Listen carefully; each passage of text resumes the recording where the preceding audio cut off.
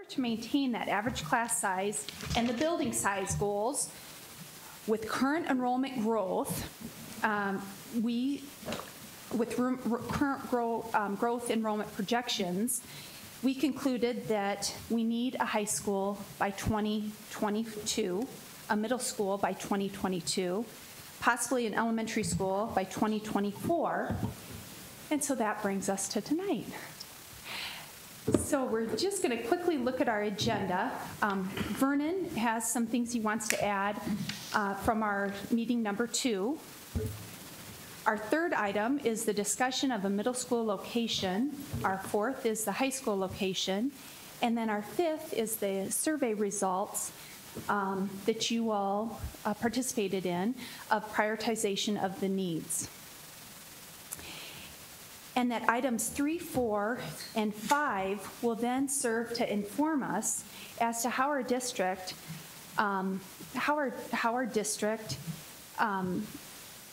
is going to fund what we've concluded that we need. And we will look at that really as a bond range, or more importantly, how that breaks down to monthly, what that would potentially cost our property owners in terms of their taxes in our district. And then Joe will take some time and talk about the process to produce our final report. And then lastly, we will open up any kind of questions that the public may have. So with that, Vernon. And I don't have a whole lot to add to that. Just maybe 2 short things. We said a high school and middle school in 2022. The district is feeling the crunch, and if we can get it done by 2021, that would be ideal for the high school and the middle school. So that is going to depend on a lot of factors, but that's one thing that we may be considering. So I just want to boil it down. The 3 decisions we really need to make tonight: locations, prioritize those other needs, and then that range for the bonds. So first up, we'll have the discussion for a middle school location. And that's Jeff Kreider, Todd Veek, and Mike Cooper. Am I going first or last? It's the Mike show tonight.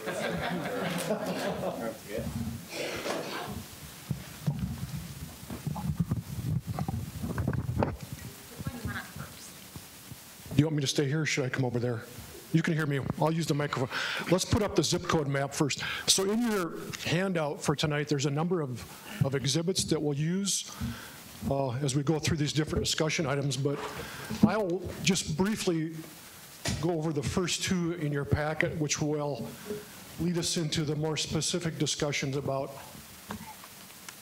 the middle school and the high school locations. So if we can beam up the first map there. Give me a second. All right. Technical difficulty. Yes. And what I'm going to do is just kind of give a broad citywide overview of some things that you asked about before in terms of future growth, future population, and more specifically, projected future number of school kids. Can I still say kids? Is that okay? Students? All right. So in this first exhibit, this is information provided by the district, and the basic format of this is that it shows, based on current attendance, the number of K through 2 students within the district by zip code. And there's a lot of colors and lines on the map. So to walk you through this, the red kind of dash line is the Sioux Falls city limits. And then with the blue numbers, those are the portions of those zip codes that are within the Sioux Falls district. And again, the number of K through 2 students within each of those areas. So, and Jeff and Todd can maybe talk later on about how do we utilize this data, but it tells you right now where the major trends are in terms of the areas of the city for those younger students. And if you assume that they're going to stay within the district as they move up through the grades, where the greatest impact is going to be in terms of what we have today for enrollment. So we'll come back and we can refer to that as we talk more specifically about the middle school and high school. And then the second map is one that we prepared based on your request. Wow, that's awful small, so I'm gonna, I have my glasses on this meeting, but I'll have to refer to my larger map. There we go. So what we did is we looked at by quadrants of the city, which are the red lines, kind of dividing the city into 4 pieces. As we project out the general growth of the city, that Sioux Falls School District portion of the city. And so I'll kind of walk through what we've done.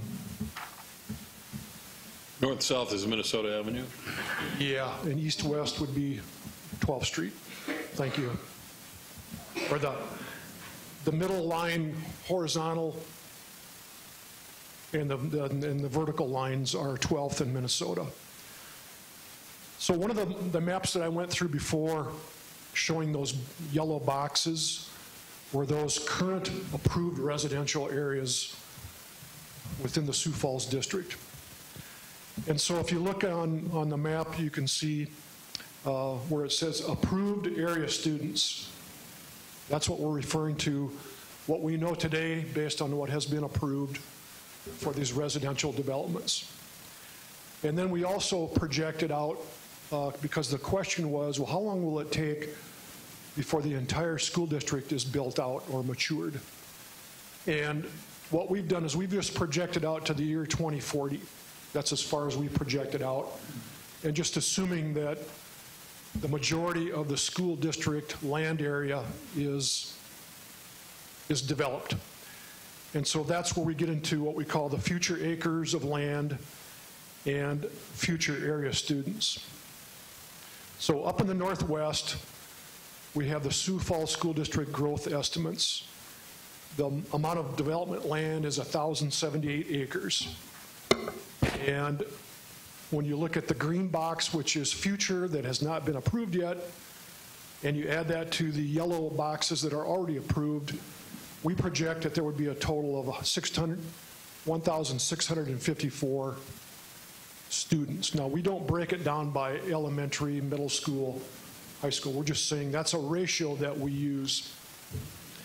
And the secret formula that we use, that I'll reveal tonight, if I can find it, is this is a ratio that we've used for a number of years, just as a general average, that for single family, we project 0.4 students for every single family on average. And this is a citywide statistic that we've been using. And for a multifamily unit, per unit would be 0.25 children. So single family would be based on a 0.4 projection and multifamily 0.25. So when we calculate these future development areas that are going to be residential, and we do an estimate of how many of those will be single family units, how many will be multifamily units, this is the ratio that we apply to get these projected numbers. So the Northwest is 1,654 projected total students out to the year 2040. I'll go around clockwise. The Northeast is a lot smaller in terms of future residential development. 60 acres of land area is projected to be residential. Total future students would be 180. Total approved area students, 28. So that's a pretty small number of just over 200 for that Northeast area. Moving to the Southeast area, 318 acres of residential development land is projected. The future area students, 470, and then the current approved development student projection is 66. So that would give us a total student projection of 536 for the Southeast area. For the Southwest area, 250 acres of residential development land is projected for the remaining area of the district boundaries. Total future area students 450, and based on approved development, projected students is 124, which gives us a grand overall total of 574 students. And the big one is up in the northwest, because that's the majority of the school district land that's still to be built out in terms of residential. So we have a total of 1,078 acres of land area to be developed within the district boundaries. And so you project out total future area students, 1,570. And based on existing development that's been approved is only 84. And the total of those would be 1,654. If we add up the 4 quadrants, we're just under 3,000 total projected students within the Sioux Falls district boundaries between now and the year 2040. Now, is it all going to develop in the next 5 years, the next 10, the next 15? That really is going to depend on the market demand and some of those other factors that we have limited ability to project. So I see a hand go up. Yeah, quick question. So this would be on top of the already 1,143 students that are greater than K through 3? Yes, this is and then 9 through 12. This is projected After that. for bodies that are not even in any buildings yet. Yes. Yep. Mike? Yes. Sorry. Please use the microphones too. Specifically on the northwest corner, do you see development in a diverse price range? Or what does that look like up there? Yeah, I think, okay, the question was, what type of development are we going to see in terms of housing in that northwest quadrant? And I think it will be fairly diverse. I think you'll see continued multifamily. And in terms of single family, I think you'll see more the moderate to entry level homes versus historically on the southern edge of the city is where we've seen more the higher end homes. There's enough land in that northwest area that will provide for more of a variety of housing options than maybe some of the other quadrants. And then the southeast, since that's maybe another one that is developing, at least right now, more rapidly than the other 3. Again, we're seeing right now a lot of multifamily, but in terms of the single family, it's probably in that mid to mid upper range versus more the entry level homes for single family. And I think I had one more note.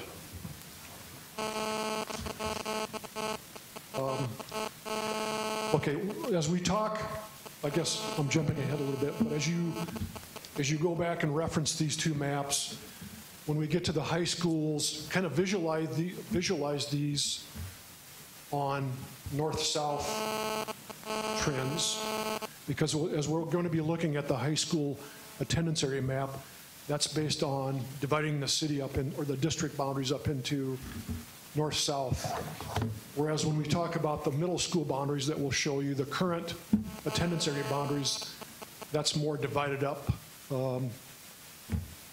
just based on demand. So the main thing that we're trying to utilize these exhibits would be to help you understand in terms of where we're at today with the K through 2 enrollments.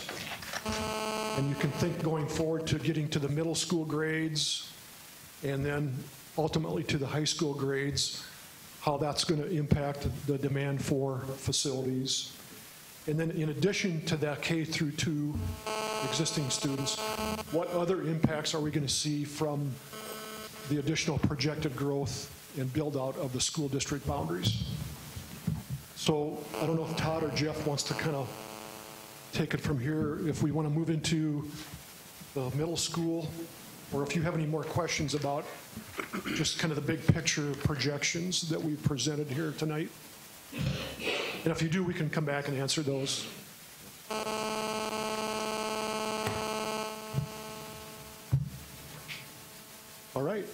So Go ahead. let you take it over. So let's move to middle school, since everybody's looking at me. All right. The discussion on the middle school location, if we can put up the existing attendance area map on the screen.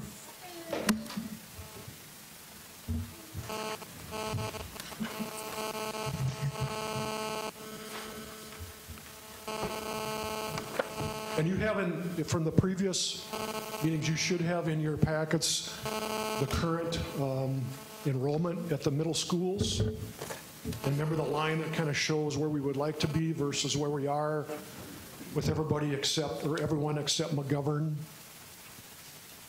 So this is the middle school existing attendance areas.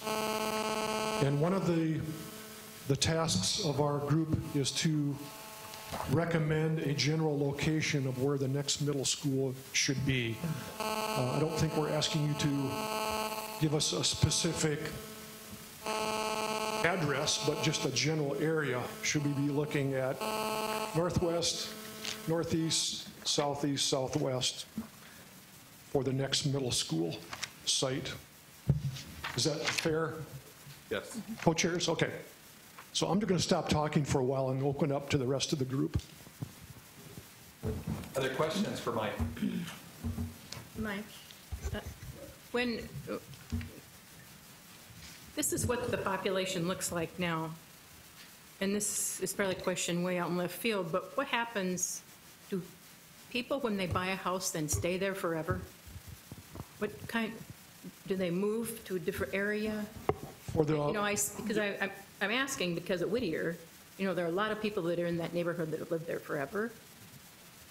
for home ownership, if you have a home that you're purchasing or that you own, the turnover rate is a lot less than if you're renting.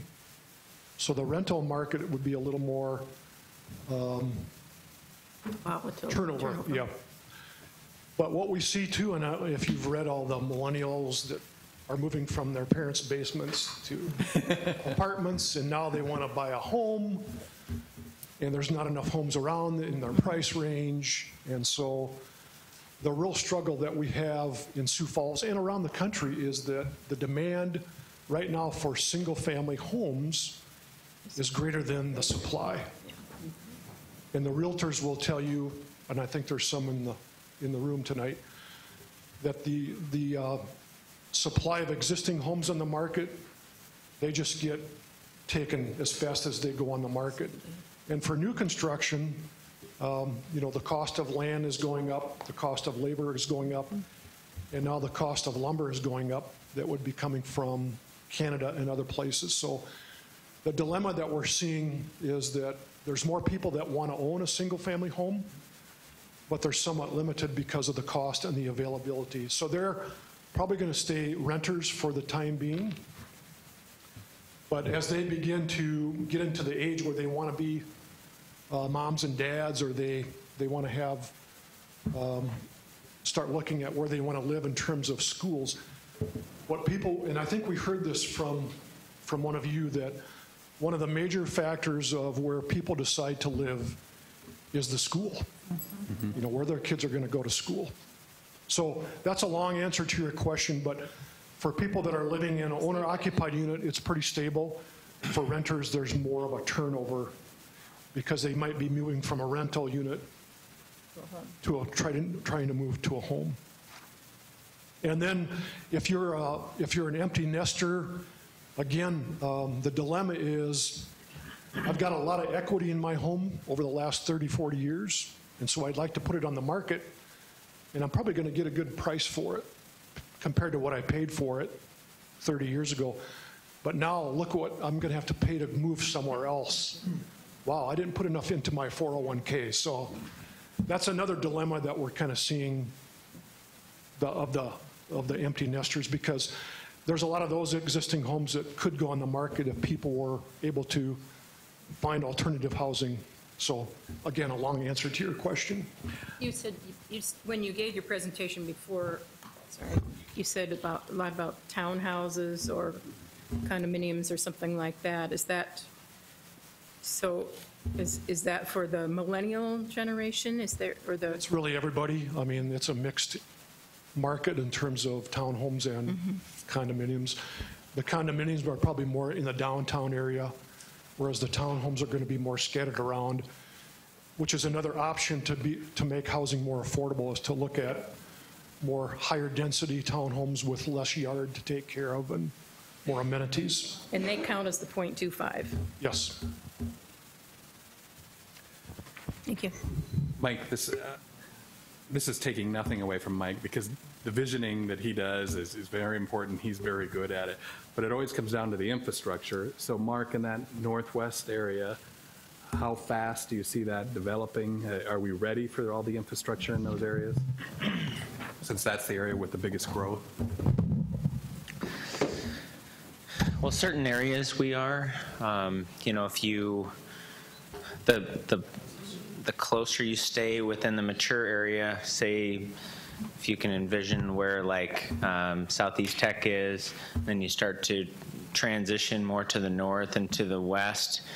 The more you transition out, which is, if you need, in the case of a high school, if you need 40 acres, it's just, there's going to be less infrastructure out there, so there will be certainly a cost to build the facilities, but there's also a cost to get the infrastructure out there, the appropriate arterial streets, collector streets, and bike trail facilities. So as we look at different sites, whether it's for middle school and thinking about, major roadways to cross, and then especially high schools, and when the kids start to drive to school, keep those things in mind on, do you want kids to have to get on an interstate to get to school or not? And so those are just some considerations. But in general, Padded highways, I think, would probably be best. What's that? Pads on the side. Yeah, that would be nice.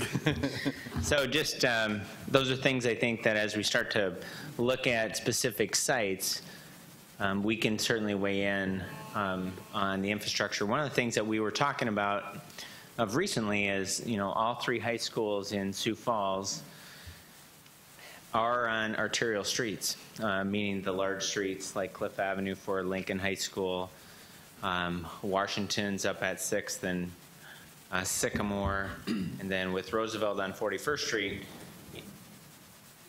On the surface that sounds good because you've got large streets to carry large volumes of traffic. The one thing that we're really thinking through is on future schools, is that a good move? Or should we actually have those kids that are especially high school start to drive, should they be on more like a major collector road and not intermix them with the daily commuters?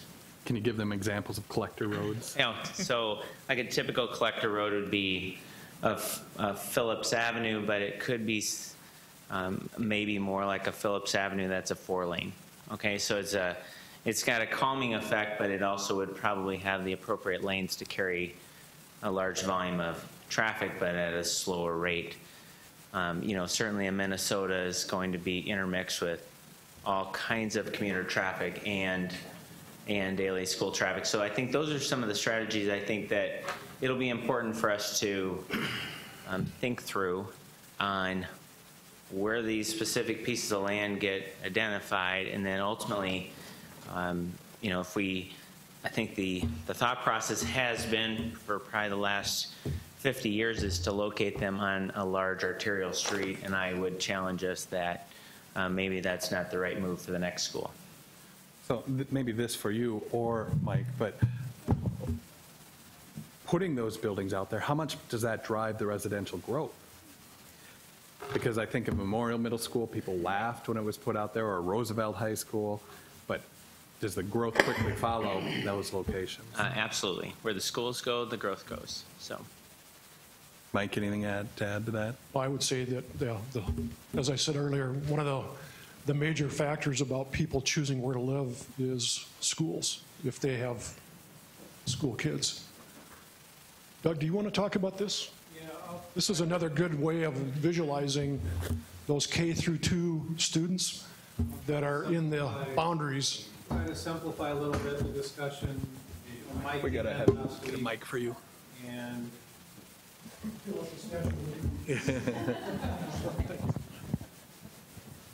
so Mike came in last week and we met with the district, pulled all the maps, looked at all this stuff. And I think to simplify, what it really tells you is that if you look at, these are the students K through 2 by zip code, and then where the existing middle schools are. So you can see it's pretty much 2, 2, and 2, if you think about it, if you divide it into thirds. We have a school, McGovern, up in the northwest section, which we could expand if necessary. We have a memorial, and then we have 3 schools basically in central Sioux Falls, if you will, and we have nothing on the east side, but we have 2,000 kids. So as we talked it through, we said, well, if you just optically looked at that you might want to consider putting a middle school on the east side is kind of what we talked about. And all this is dependent on land availability and what we can find as far as land availability. But if you looked at it in very simple terms, that's probably how we would look at it, or you might want to look at it. And just to be, none of us know exactly where it's going to go because we haven't, sourced land, negotiated land, anything of that, but that might be a starting point, is to look there. So from the task force perspective, maybe looking at it that way provides a little more clarity without getting into the weeds of exactly what parcel of land it might go on, but more to a general area if the district could source land where it might go.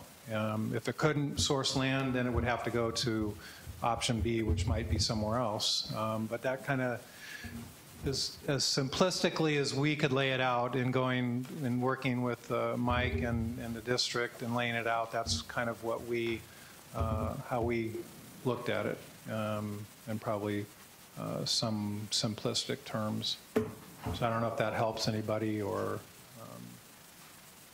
Questions for Doug? I just have one question. So Patrick Henry and Memorial are the most overpopulated of the middle schools. By building a new middle school on the east, and I don't even know if this would be up your alley, by building a new middle school on the east side, would that still be able, through redrawing of district lines, to be able to relieve the overpopulation on the west side through Memorial, which is the most overpopulated of the middle schools? Yeah, there's going to have to be re-boundary, discussions and redistricting no matter what we choose. So I think it's just a matter of, you've got Whittier too, eventually. If we decide to replace Whittier down the road, how big a school would that be replaced with? All that kind of goes into the factors, but. Yeah. Just going to show you the middle school. Okay. Yep. Just pointing out the obvious that a lot of the McGovern is right now that attendance area is central, north central, south, or Sioux Falls. So yeah, there would be when you redraw it, you would do something with that differently. And then McGovern and Memorial could probably take that west side if so much of McGovern didn't come from the middle of the city.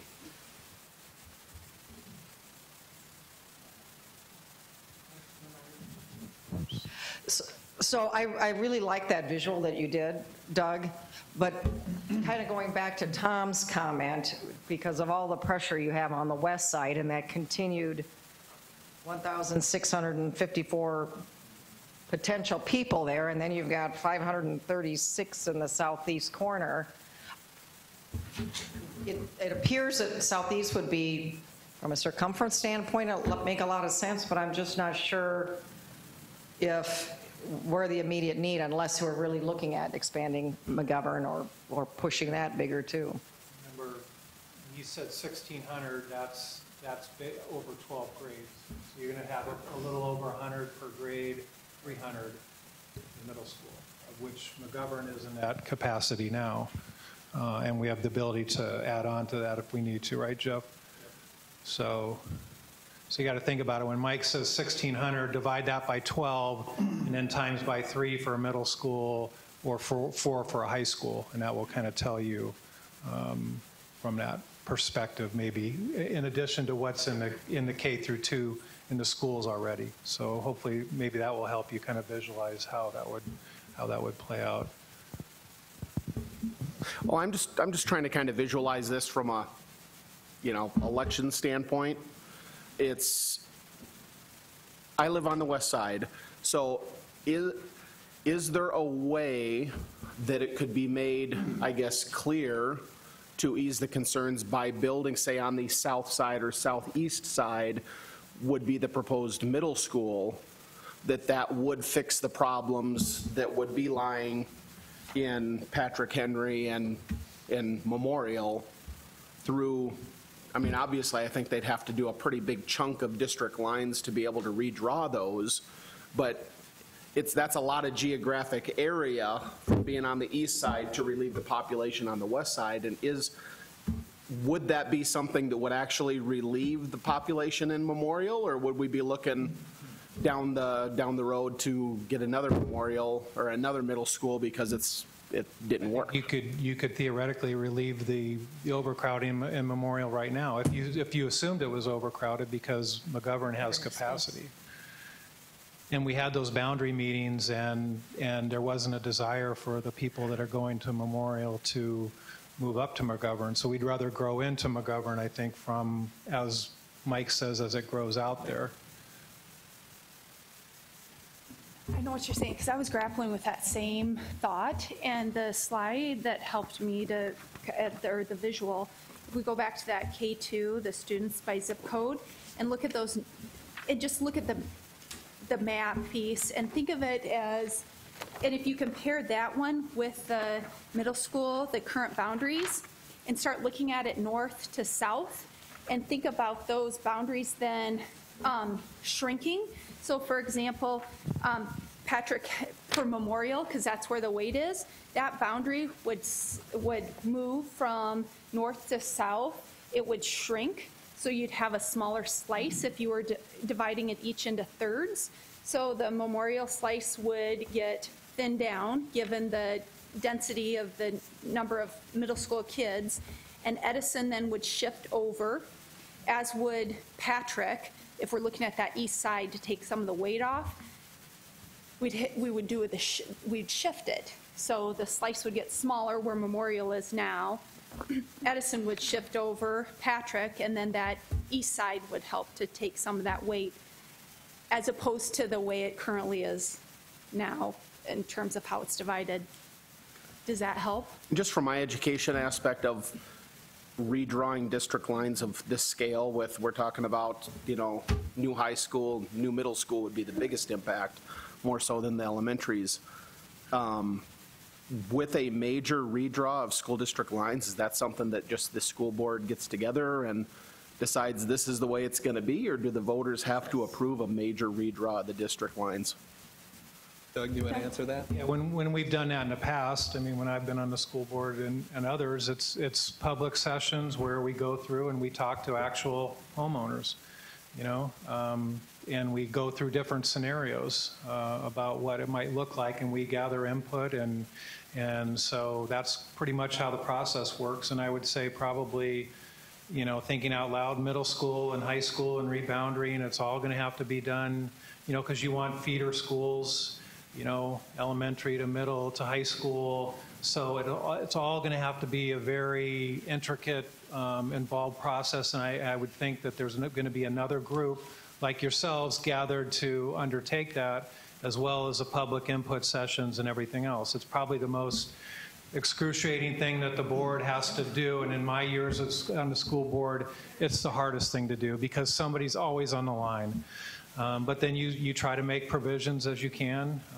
There's open enrollment. You try to, pick your grades that are going to move and when they're going to move. So it's just a lot of communication and thought process that goes into. Not something we're expecting you to do. I think Joe would echo is yours, just to give a charge to maybe build a middle school for enrollment and maybe consider looking at it on the X quadrant of the city, and then it's incumbent on whether land's available and everything else, and then then it would go into the whole boundary discussion, just like the new high school would, wherever that goes. I don't want to, I wish I had an answer for you on boundaries, but we don't have it. And it's going to be a long, intricate process. And I don't think we'll know that answer before the vote is done. It's, all we can do is we'll say we'll be very transparent. I don't, Dr. Maher, anything you want to? I think he nailed it, really. The biggest thing I would say is it's a great question, because that's going to be key into make sure that we utilize the resources we have. In this case, resources being the brick and mortar or the buildings that we have.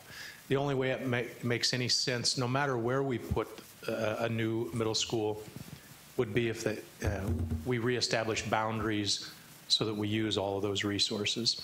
I would envision, be up to the board, but I would envision the process for redoing boundaries would look very similar to this process here, where we bring in a cross-section of the community, put up some proposed boundaries, and then arm wrestle over those issues. So it will be a real emotional issue.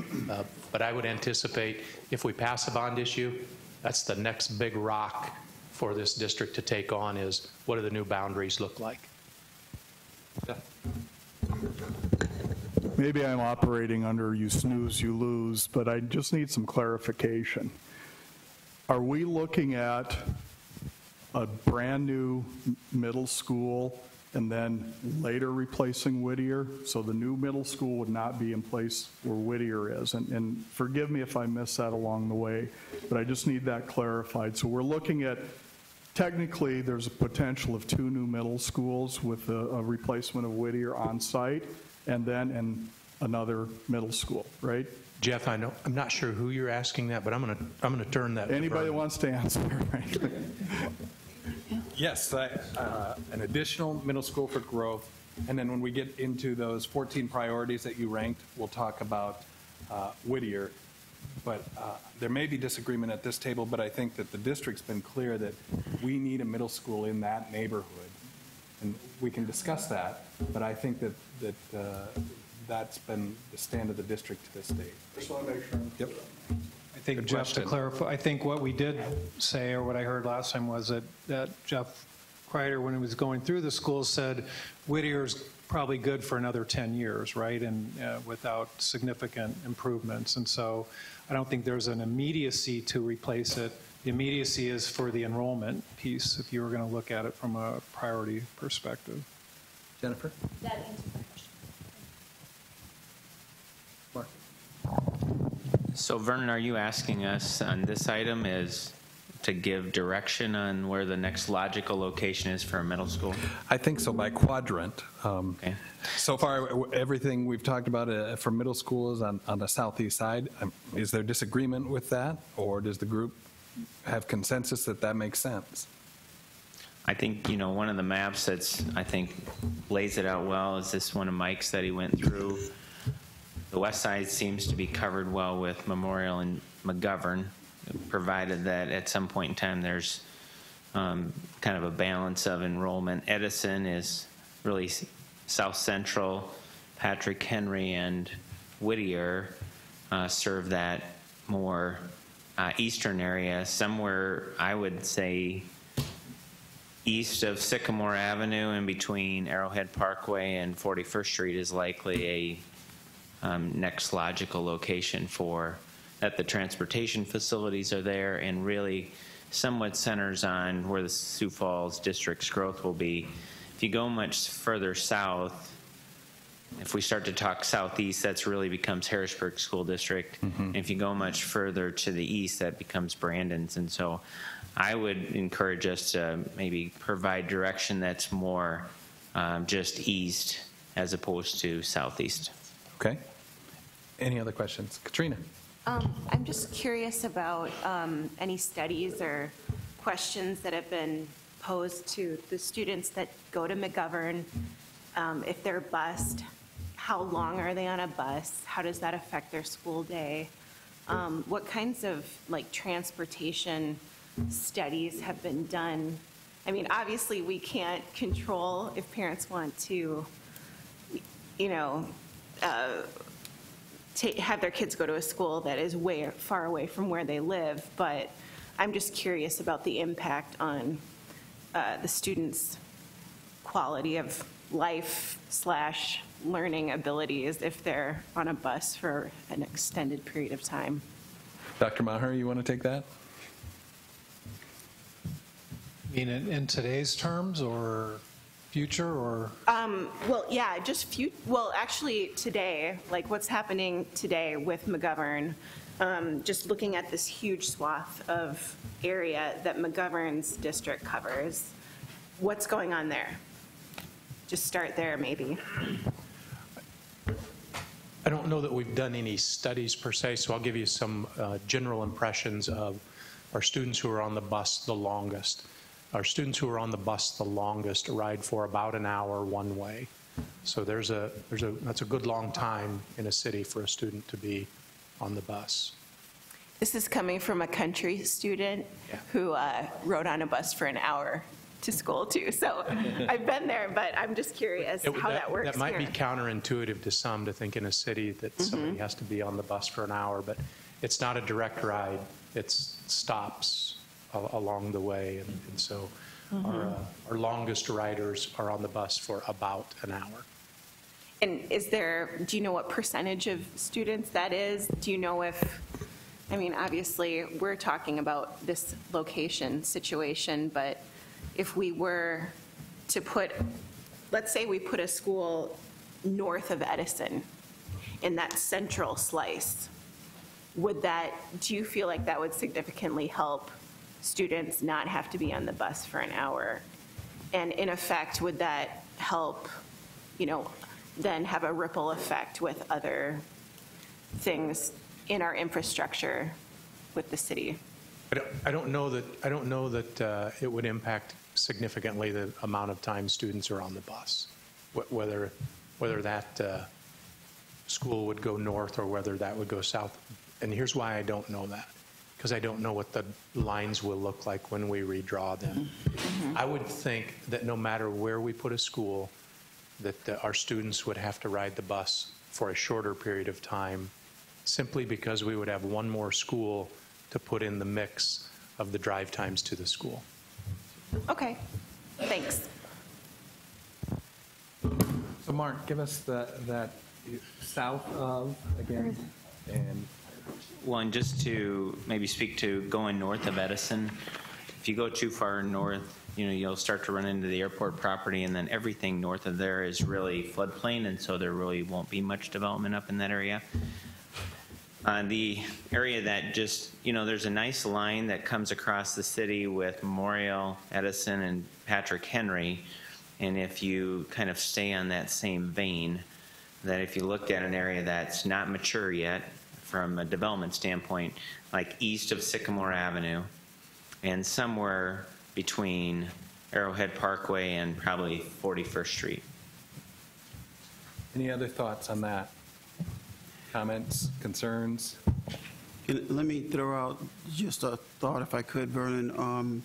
It seems to be, the first map showed a high concentration of students west of Minnesota. So in my mind, the first thing we were going to do is solve that over there, drop something over there and balance it out, and fewer people screaming about lines.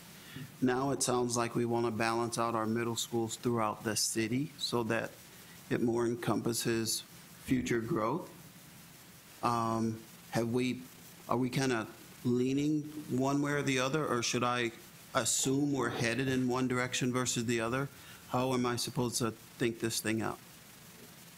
No, I don't think there's anything presumed. Okay. So if you have other thoughts, please. No, I mean, the first slide after Mike was done, to me, I was thinking, we're done talking. It's going to be on the west side because that's where all the issues are.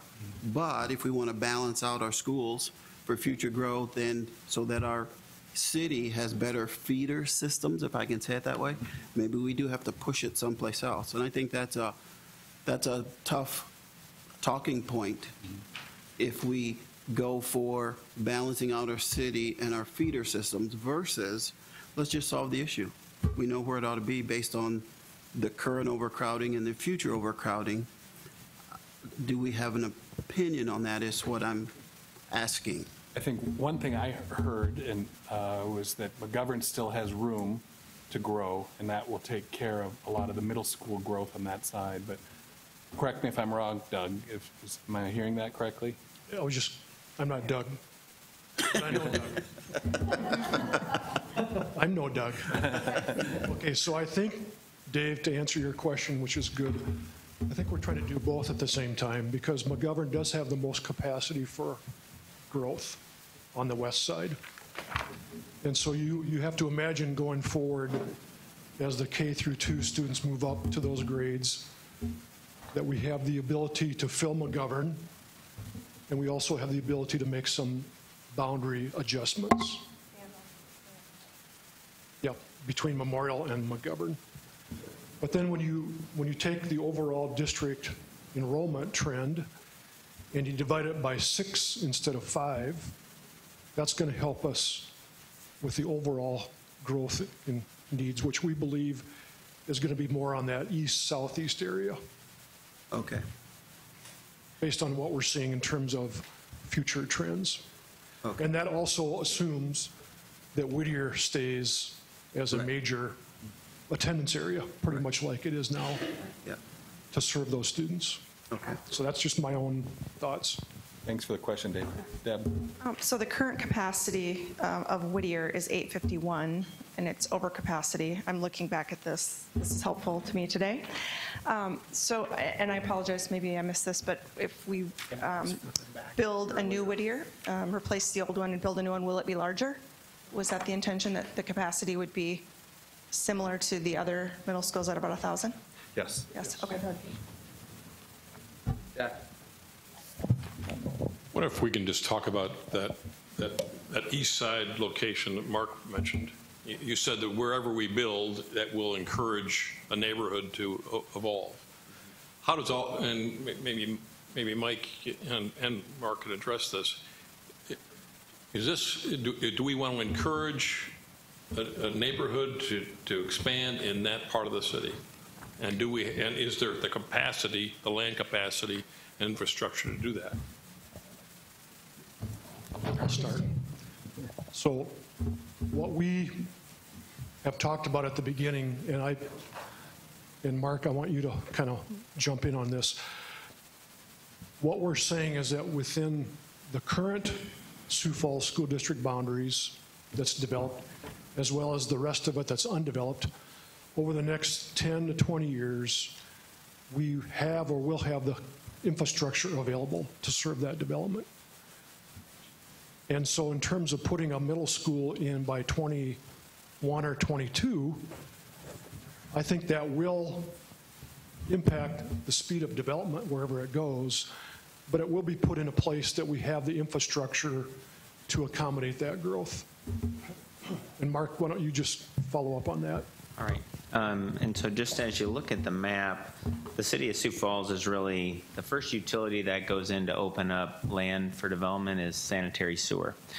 And so there's really 2 areas that the city is actively developing and will be for the next 20 years. The city opened up the east side of growth all the way out to the river. Now some of that's will progress into the Brandon School District, but there was an investment of about $40 million put in to really start and predict all that growth, and will grow all the way to the river to the east. The other area that has been opened up is the northwest, and that's where McGovern is now positioned. They've got future land for a elementary school up in that area. So those are really the 2 areas to be thinking about for the next 20 years where you're going to see the city grow. We're not going to grow much more to the south, even though that's in the Harrisburg School District, because we're at the sewer limit boundary. And we're not going to grow much at all to the south and to the west, because we're at the limit of that sewer boundary.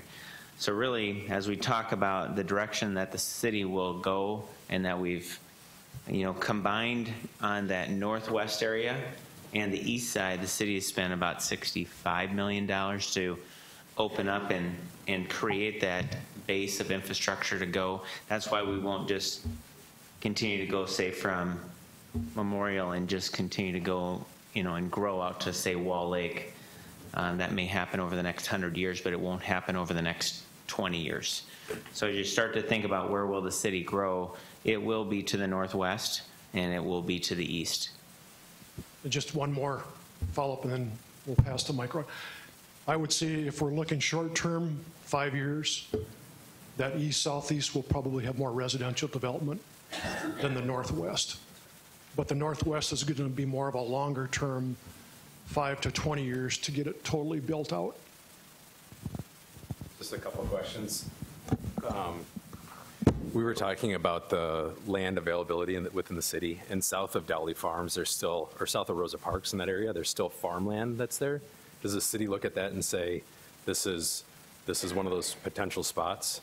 And then as they look at that, the border, the boundary line with the Brandon School District is so close. Do they ever worry about building a school there, creating the development that you talk about? If you build it, they will come. Does it ever go to Harrisburg or to Brandon Valley versus coming to Sioux Falls, or do the students then come across that border if the building is so close that, in the surrounding area?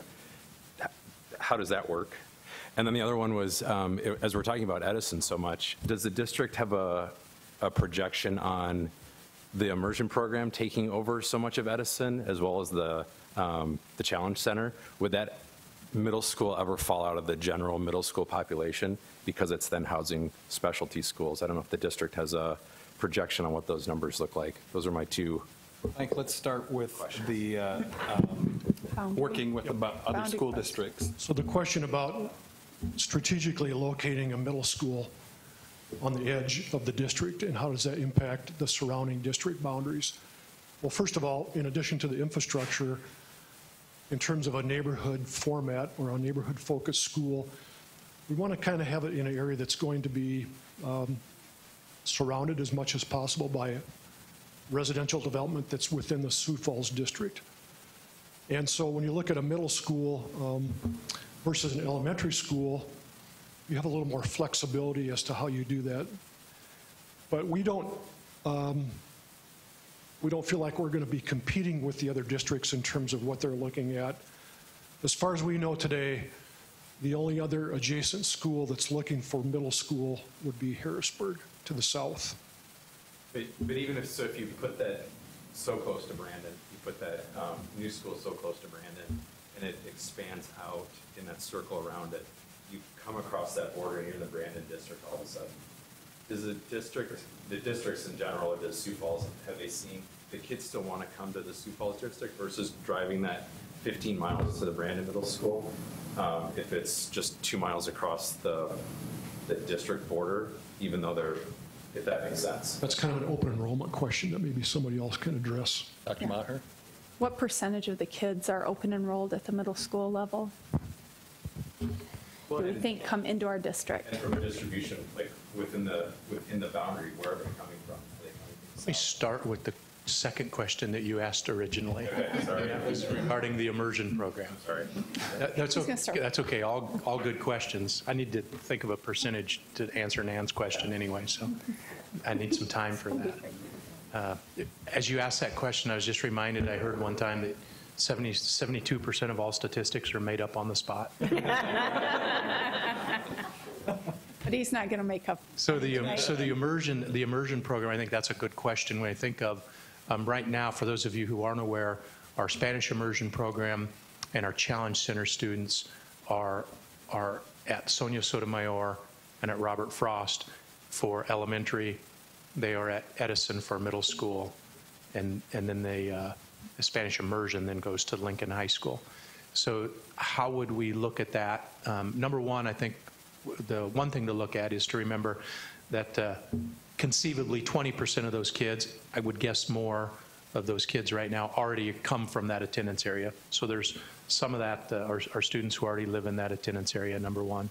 Number two, as we redo boundaries, I think we can redo boundaries with the thought process in mind of how have our specialized programs matured and we can get a pretty good idea of the number of kids who are in our elementaries who will continue in our middle school programs.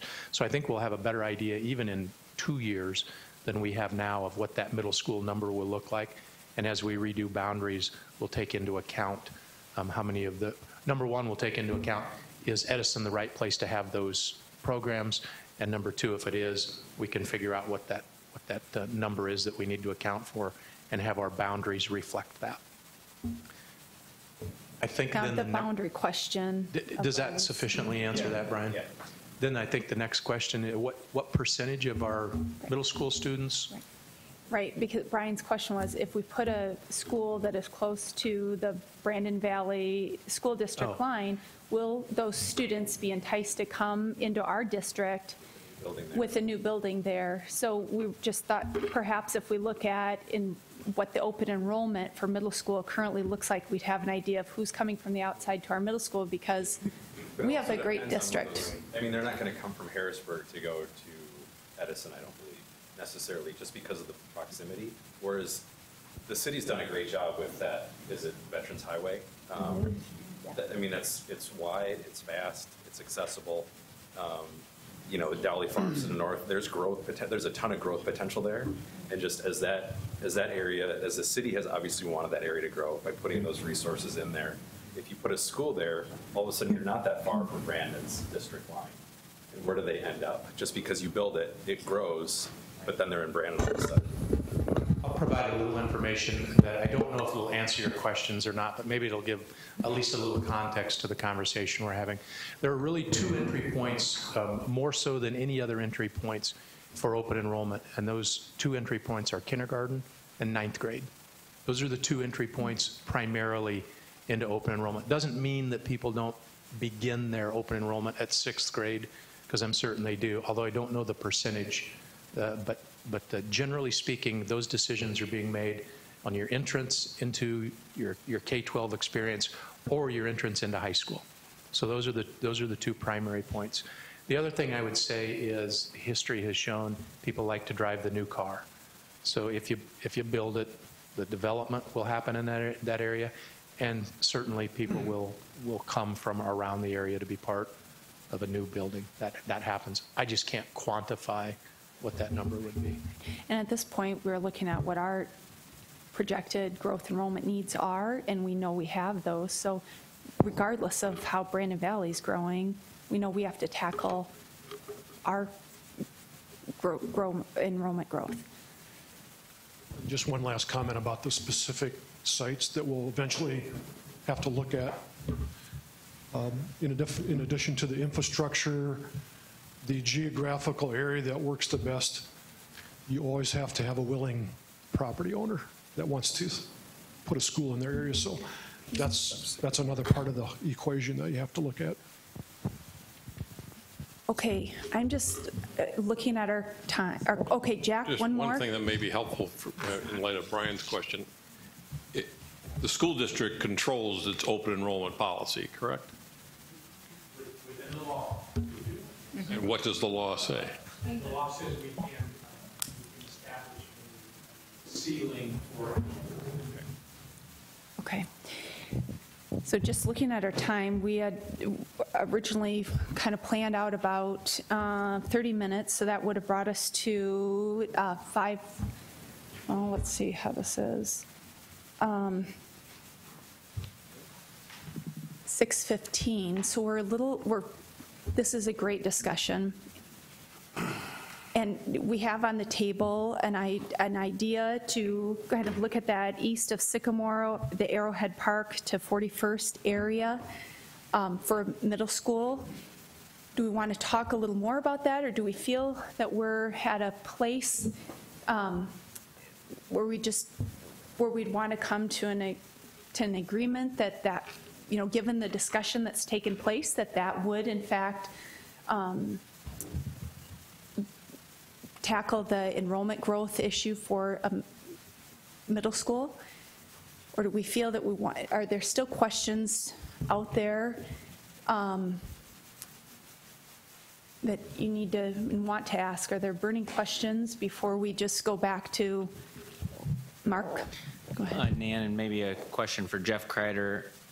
I don't want to get too specific because he will have to go out and negotiate with a willing landowner. And so maybe I would just retract the specificity of that and just say, I think everyone, maybe the revise would be that this task force supports building a middle school on the east side of the city. Is that better? Yeah. Southeast. Southeast, that's fine. Come on, Mark, work with me. Quadrant. Well, I'm okay with east. No, aren't semantics. you? If we east. Because when I say southeast, I'm using the quadrant map that we had southeast. There you go. Is that okay? So is there any disagreement with that? Any disagreement with that? Well, the motion would be, first we'd want to accept a motion and then have discussion. Well, we haven't run this As Robert's rules. No, so you're okay. Yeah, okay. Please raise your hand if you have a different thought. Otherwise, we're going to say there's consensus for that southeast quadrant according to the map that Mike drew. Angela. Yeah, just one brief comment. There's been a lot of really good discussion, and it's gone in a lot of directions. There's been a lot of questions because I think people take very seriously the task ahead, and no one wants to make a decision that we would regret going forward. So I appreciate the thoughtfulness. I do think, based on some of these questions, and I think a comment that Thomas made earlier, which is essentially we're here dedicating time to the issue. We've got great resources, great information. I don't know that I've heard the compelling, short, 2 to 3 sentences that would be justification for that consensus. So I'm not saying that I don't have that consensus, but I'm saying I sure don't have I do not have the phrase that would really sum up all this great discussion and clearly state Southeast. So that would be my question. Maybe before we call for consensus, could we hear that reasoning on the table? Right. Yeah. Mike, go. Oh, Deanne, go. And then I wonder if Mike could refer back to the projected population residential growth at the 5-year so that we're keeping to just kind of factual. Does that sound good? And we'll start with Deanne first and then go back to Mike. And thank you. I think Angela's comments have resonated at least with me, because what I hear is that when we go out into the community, I want an elevator speech to be able to articulate all of the hard thought that we've put in. And I'm sort of looking at Joe because I know we're going to kick this over to him and he's going to have to craft it. But what I'm asking this task force is, as we craft it, can we have those 3 or 4 pertinent comments about placement within residential, and not saying we're going to redo the boundaries, but how we want to take the entire city and adjust so that there's equity both in brick and mortar and in how our students reach achievement, because that was what we all said last week. Teacher satisfaction and student achievement are key. So I really want to be able to articulate, not defend, but articulate why this piece meets the need that we've all agreed on, and I think the community said that. We got that. And secondly, why this space does that, meets achievement, meets teacher satisfaction, and helps do it across the city. Because I think Tom's right. People are going to expect us to build on the west side. And when we come out saying we're building on the east side, having sat in one of those board chairs, ooh, I don't want to put those people to have to defend that without us standing somewhere in between. Okay, that's fair. Just super briefly, I think part of the reason why we've had so much debate is because there are good arguments for the west side as well, and that's where the pain is felt today. So I just appreciate that. Thank you, Deanna. Deb, can you grab the microphone? Yeah, I just had a couple of thoughts. I almost feel like having the high school discussion might also help. I know that they're 2 separate projects, but in my head, I'm thinking the high school is going to be more on the northwest side. And that may help. But I guess I wrote down 4 bullets as we were talking, and I love, Angela, where your head is, because she's thinking about marketing and PR here, which is what we're all going to have to answer. We walk out of here and somebody says, why? We want to be able to answer it. So for me, it's for the middle school anyway, it's geographical balance, city infrastructure alignment, following projected residential development, and then the student boundary shifts are going to have to occur. So we're not solving for a problem we have right at this moment in terms of the boundaries. That has to be part of this. So for me, those are the 3-4 things I would say. And the other thing that I heard Doug say in regard to, there was disagreement on moving the boundaries, and that's why we have capacity at McGovern today. And there's ability to add on there, which is going to take care of the capacity there as well. So I think those are some of our answers for why the middle school does not need to go on the west side. Yeah, there are 2 there already. If I might just add one comment, when we were talking about the school district boundaries and stuff, how I really wrap my head around it, and I'm sold on more just saying east side versus southeast, but I think more the central southeast would probably work, but that's an argument for the school district. Southeast? Yeah, that's for the school district to figure out. Right. But how I kind of looked at it is just looking at the map of the schools, eliminate the fact of what the school districts are today, or where the school lines are today, and just solely based on the placement of the schools, where does it make sense? Yes. Based on where the growth is. And then, like Dr. Maher said, once this school funding mechanism gets passed and we're in the construction phase, then they can look at the school district boundaries and be able to solve the population issues on the west side and at Patrick Henry and all the others. So I like the east side. It does make sense from the school positioning. I think they're well spaced out. And, honestly, when it comes to space on the west side, I don't even know where you'd put it. There's really not any specific pieces of land within residential areas that would be able to support a footprint for adding a middle school, whereas the east side, tons of places. That's a good point.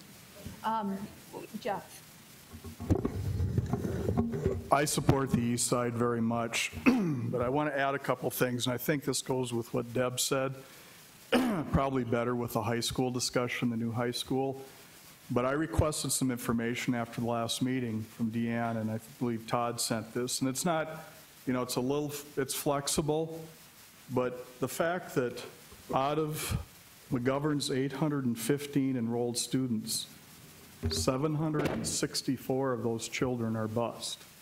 Now, if we build a high school, Northwest, will they come if you build it? Well, they did at Roosevelt, they did at Washington High, and quite frankly, they did at Lincoln High School when it was built in the mid-60s. I was pretty young then, but that's what people have told me. However, we do have to look at that. I have some good friends that teach at Memorial, and that is the question.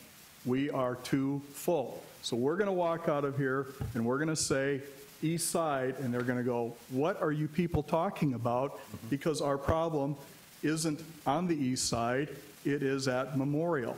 Now, I'm not raising that question, but I'm playing devil's advocate a little bit because that's what the question's going to be. And if we're going to sell a bond issue, the people on the west side of the interstate are going to say, wait a minute, they have forgotten about us. They're building east, and they're not addressing our problem.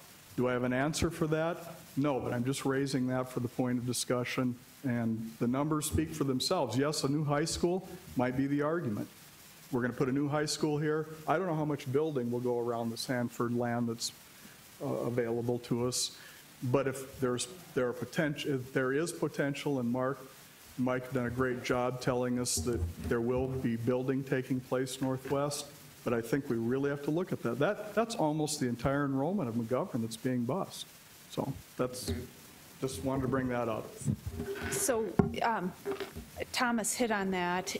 Do you feel comfortable, or those of you that are worried about how the public in general is going to feel about that, if we go back and explain the infrastructure, the space, the projected residential growth in the short term of 5 years, and that later tackling those boundary issues is where it's at, and that's why the east side is appealing, or is there somebody else have a stat? To piggyback a little bit off of what Jeff said, is when we look back at our middle schools and our projections and our over capacities, it's not just a problem at Memorial, it's at all of our middle schools, and we need to relieve that pressure in all of those buildings, not only for our students, but for our staff as well. And so we can do that with the placement on the east side to help relieve some of that pressure. And we have to make it clear that there are going to be boundary changes no matter what.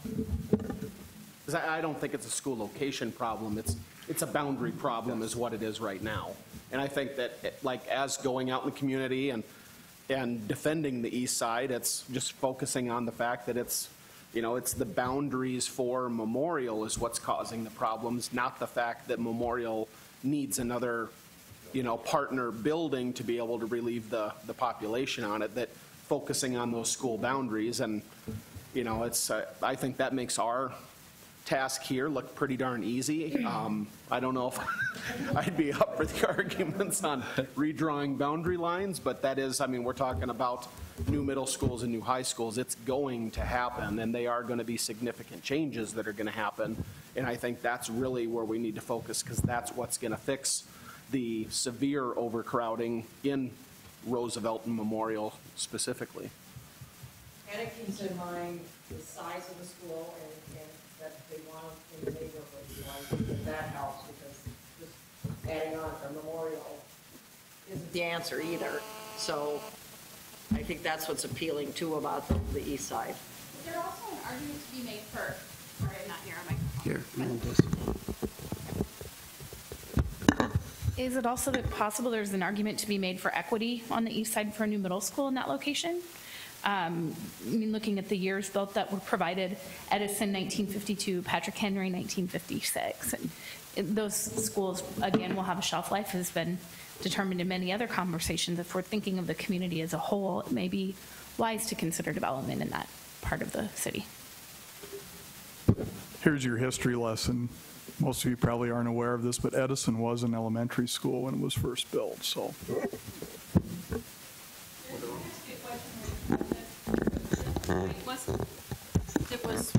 At one point, it was Washington that had like 2,100 students. When I talked there, we were near 2,200. So it was Washington, and now it's Roosevelt, so.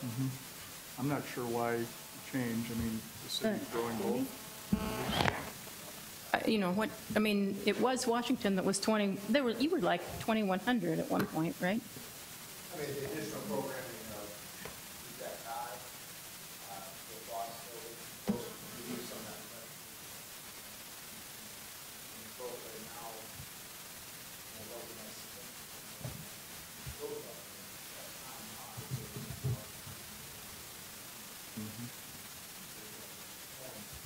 quite a few of them. Programming.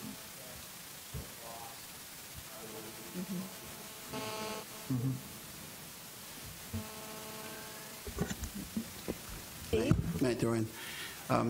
If we try to keep the main thing, and it's where do we want to drop a school, the city has already made a $60 million development in how the city will lay out and carry traffic and infrastructure. So we have those two choices. One is east, one is northwest. We have a plan to solve northwest by an expansion and deal with that. The thing that we also can focus in on is the quality of education. When my guys were little rugrats, we were inside Lincoln, and it moved when my son was like 4 years old. And I called down here to IPC, and we had a nice conversation, and people listened. And what they assured me was I didn't have to worry about the quality of the education. Okay, so I may not be LHS, I'll be WHS. And Lincoln had a history of state championships. Washington, well, we're going to recreate it in a new location. But the key was quality of education. We're going to have to keep singing that song, that when we drop this new school overlay in the city, we can assure people that it's not a drop in the quality of education. We think we're going to improve it.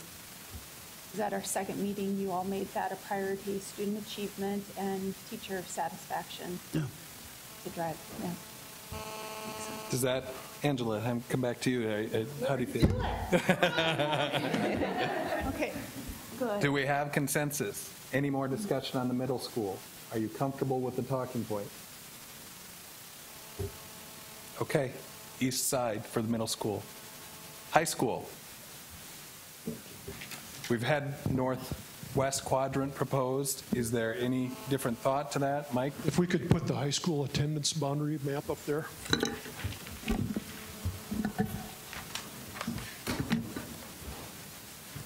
You have that in your packet, too.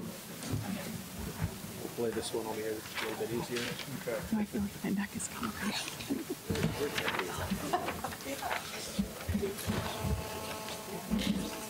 It is, yeah, so, let's see here, it would And Vernon, I would just say, while we're trying to get that map up on the screen, be right in, footprint-wise, it'd be right where you'd kind of want it. the second map that I went through tonight that showed like the long-term projected growth in attendance or school population, I would say just in general terms, the west side is going to have about 2/3 of the projected student growth citywide.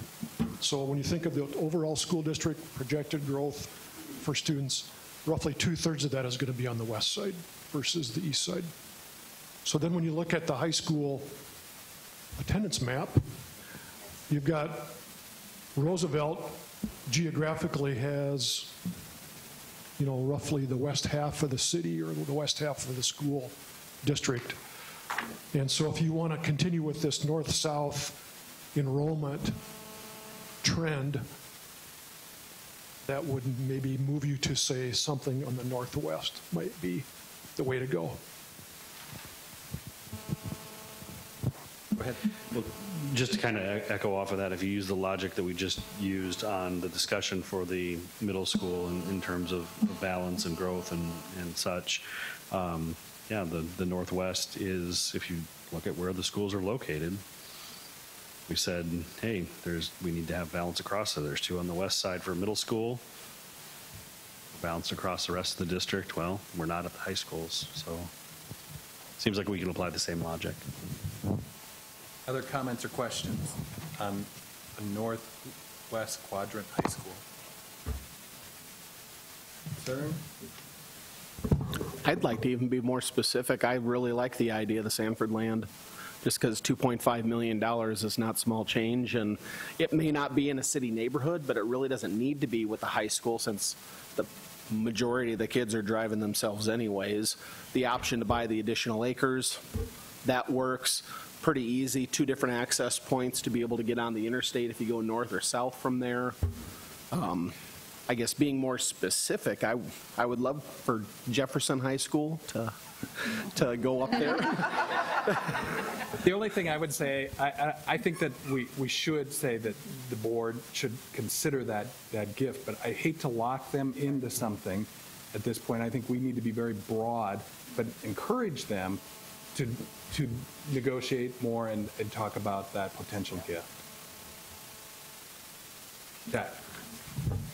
Where we put the new high school, whether it's Jefferson or whatever we call it, it will be the largest single investment that this school district makes in economic and community development.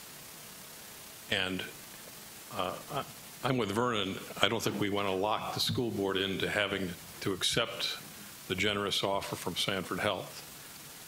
If that's the right place, fine.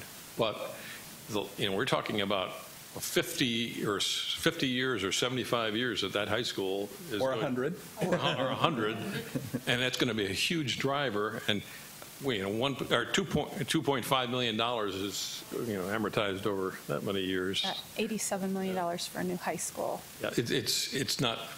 I don't think that should be the determining factor. If that's the right location, great. But let's not forget, this is a huge investment. This will be close to what we put into the Sanford Premier Center.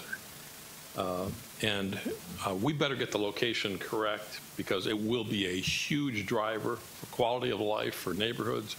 I mean, this is a major decision.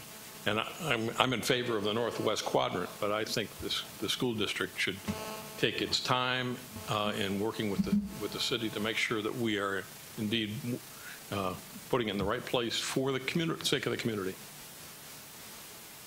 Other questions? Theron. I do have a question. I like the idea of the Sanford land from the standpoint of leaving it on the table and considering it as part of it, but I am curious about the infrastructure.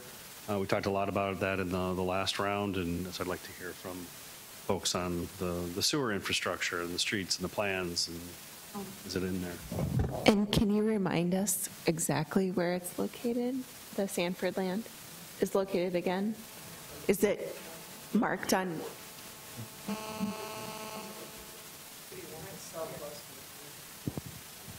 Okay.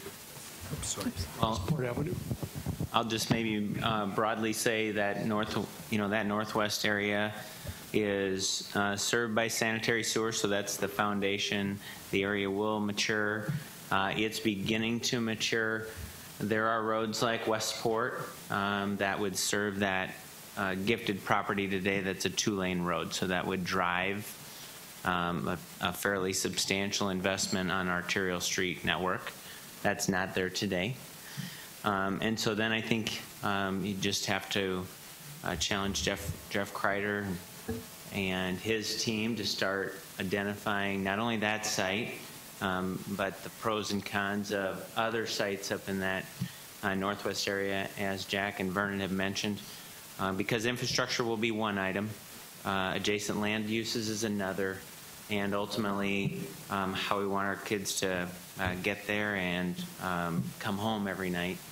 So those are, I would just say in general, that area is served by the basic infrastructure, and then each individual site will have to look at whether there's an arterial street there or what I'll call a major collector street that can ultimately get people there safely and home safely. I would say, as far as looking at the equity of the high schools sprinkled across, we have to remember that New Tech is up there too. I don't think that's on the map. And I don't know how, I mean, if there's any area around there, if we want to add any additional school weight there, but there is something there already.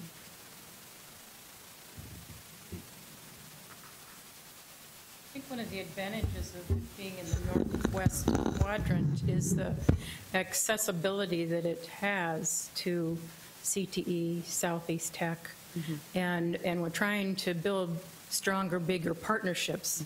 The northwest quadrant, to me, that's the place to do it.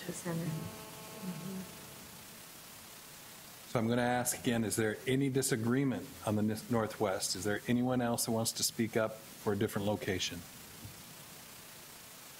If not, are we in consensus? Give me some signal. Yes. High school in the northwest quadrant.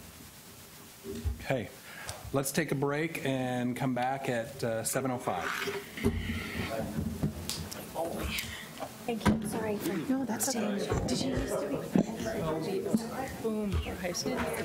Yeah, that's a gift. High school's an easy choice. I mean, Southeast, CTE, nobody can get there now in high schools. I mean, it's transportation. Honestly, I think it's two big things that are needed. The schools are needed, but honestly, I think a redraw of the school district lines are needed just as much as the schools themselves. I knew Washington had been at 2100 because we were packed.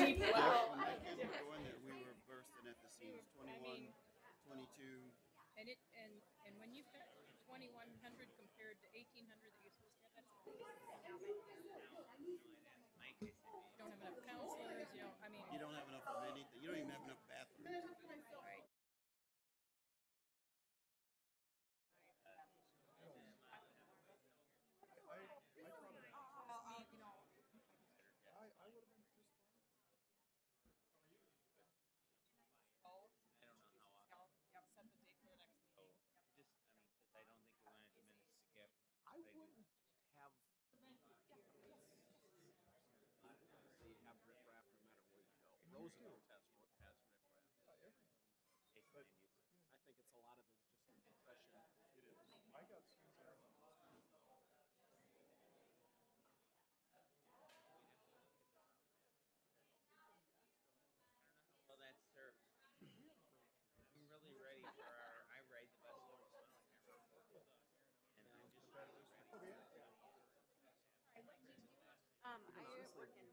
I went to Washington downtown first half of my sophomore year.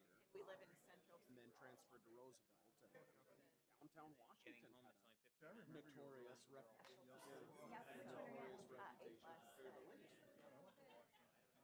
So, I mean, my brain is, these are very important. Which we wanted to tell you. So I was talking to Vernon. Yeah. It's all good. Yeah, everything ebbs and flows. It is.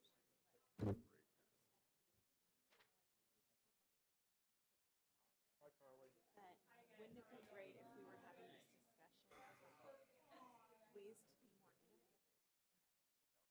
Or maybe we want to do a middle school and what is like, you know, or I mean,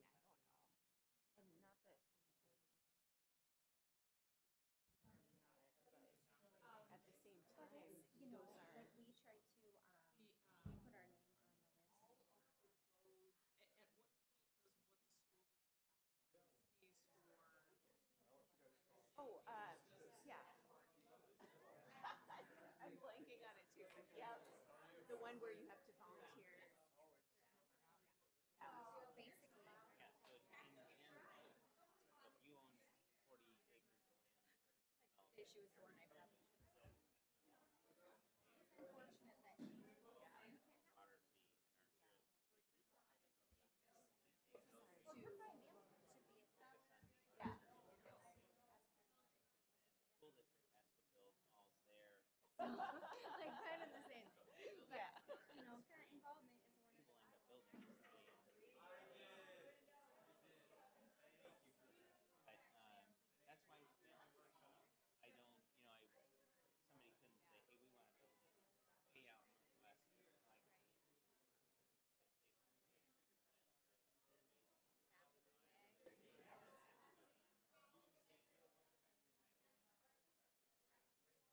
so it's kind of nice to, like when we were talking about where they're talking. And I'm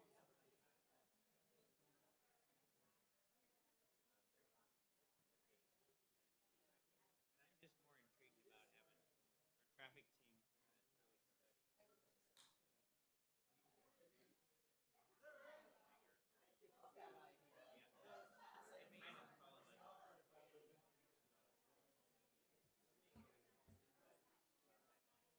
Absolutely, I love that idea. I was Yeah. glad to hear that. Yeah.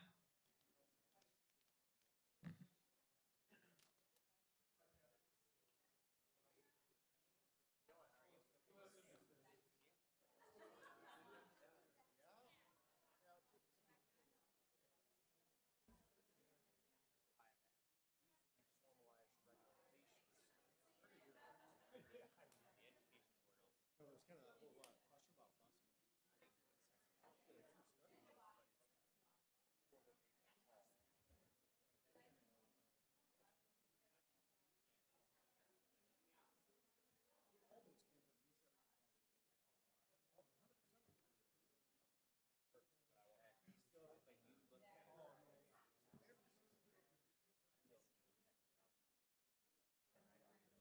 Yeah, I wish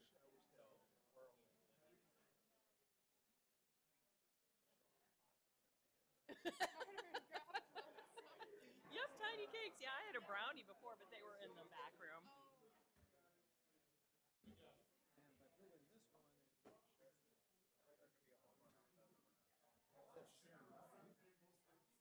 Starbursts are working for me right now. They just got that little extra tang, you know, a little sour.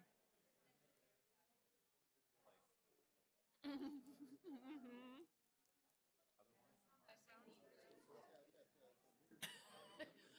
I don't think you can be too tight about how badly you need chocolate. I mean, that qualifies as a need. In psychology, we were doing our unit on senses this year, and dogs outsmell. They did a study about smell. Dogs really can smell better than humans, so they went to a college and smelled all the students on everything, except specifically women could smell out chocolate better than dogs. No And I way. thought, that makes sense. amazing. I thought, well, I think that's what I thought too. Okay, wait, so if you wanted to commit like the perfect crime and you knew you're going to be tracked, like you can cover yourself in chocolate? Probably. That's But then they just get like a, like a pack of women to like drag. Arr, arr, arr. Oh my God, that is crazy.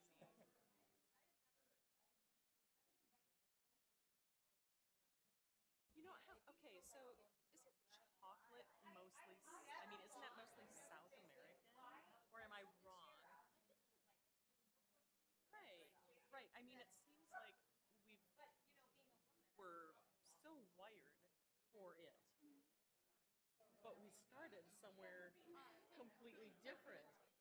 Issues.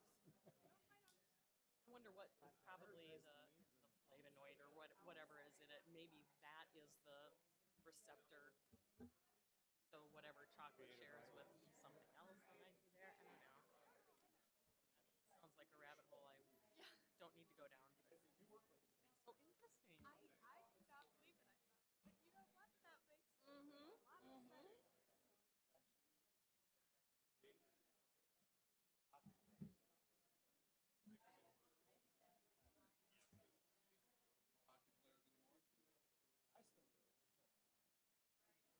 but you know what?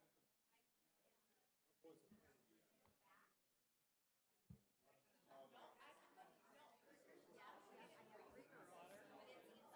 I don't need any right now.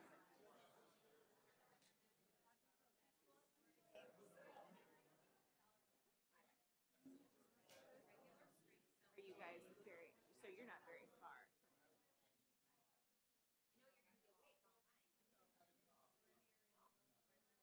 Oh, wow. So you guys are seeing lots of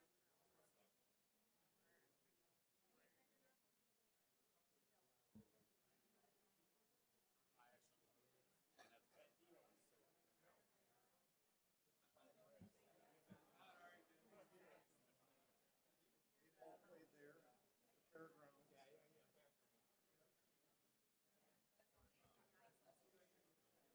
I know,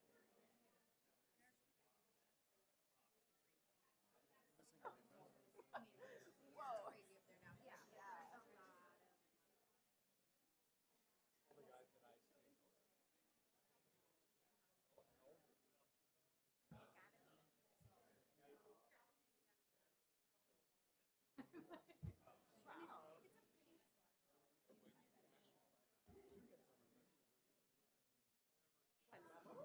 No, that's.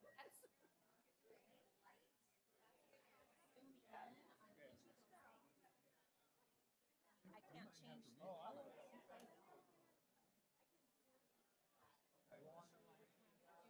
That would indicate it. No, we thought about it. I think a lot of the conversation happens in middle school. Well, I think it's fair. Well, and I did appreciate it. West Side. I wish we had a grandparent in town. Wait, so what do you do? Okay. UBS. Let's gather back around the table because we still have a lot to do. Like over in Europe? Right, yep. Okay. All right. Conversation Oh, on the video. I was going to ask. I kept hearing it like up there or something. That buzzing. Could you hear it over? What do you look like in Okay. Might have been one of them. I don't know. Oh, it's like that person is important. Big Stone Lake. I came home for the No, meeting. I had to. Oh, over there. Over there. We bought one of the Organization, little survey. It was hard for me to prioritize. Hard to wrap my head around how to prioritize We do. 21 out of the 30 It doesn't show very well up there. I'm going to have Deanne walk through it. That's when I You know what I mean? Because its end use is so far out. No disrespect. That's kind of figured because it's different lines are. All right, can we get started, please? Right. Mortar, that's brick and mortar isn't clear. Lines are wherever you want to need them to be.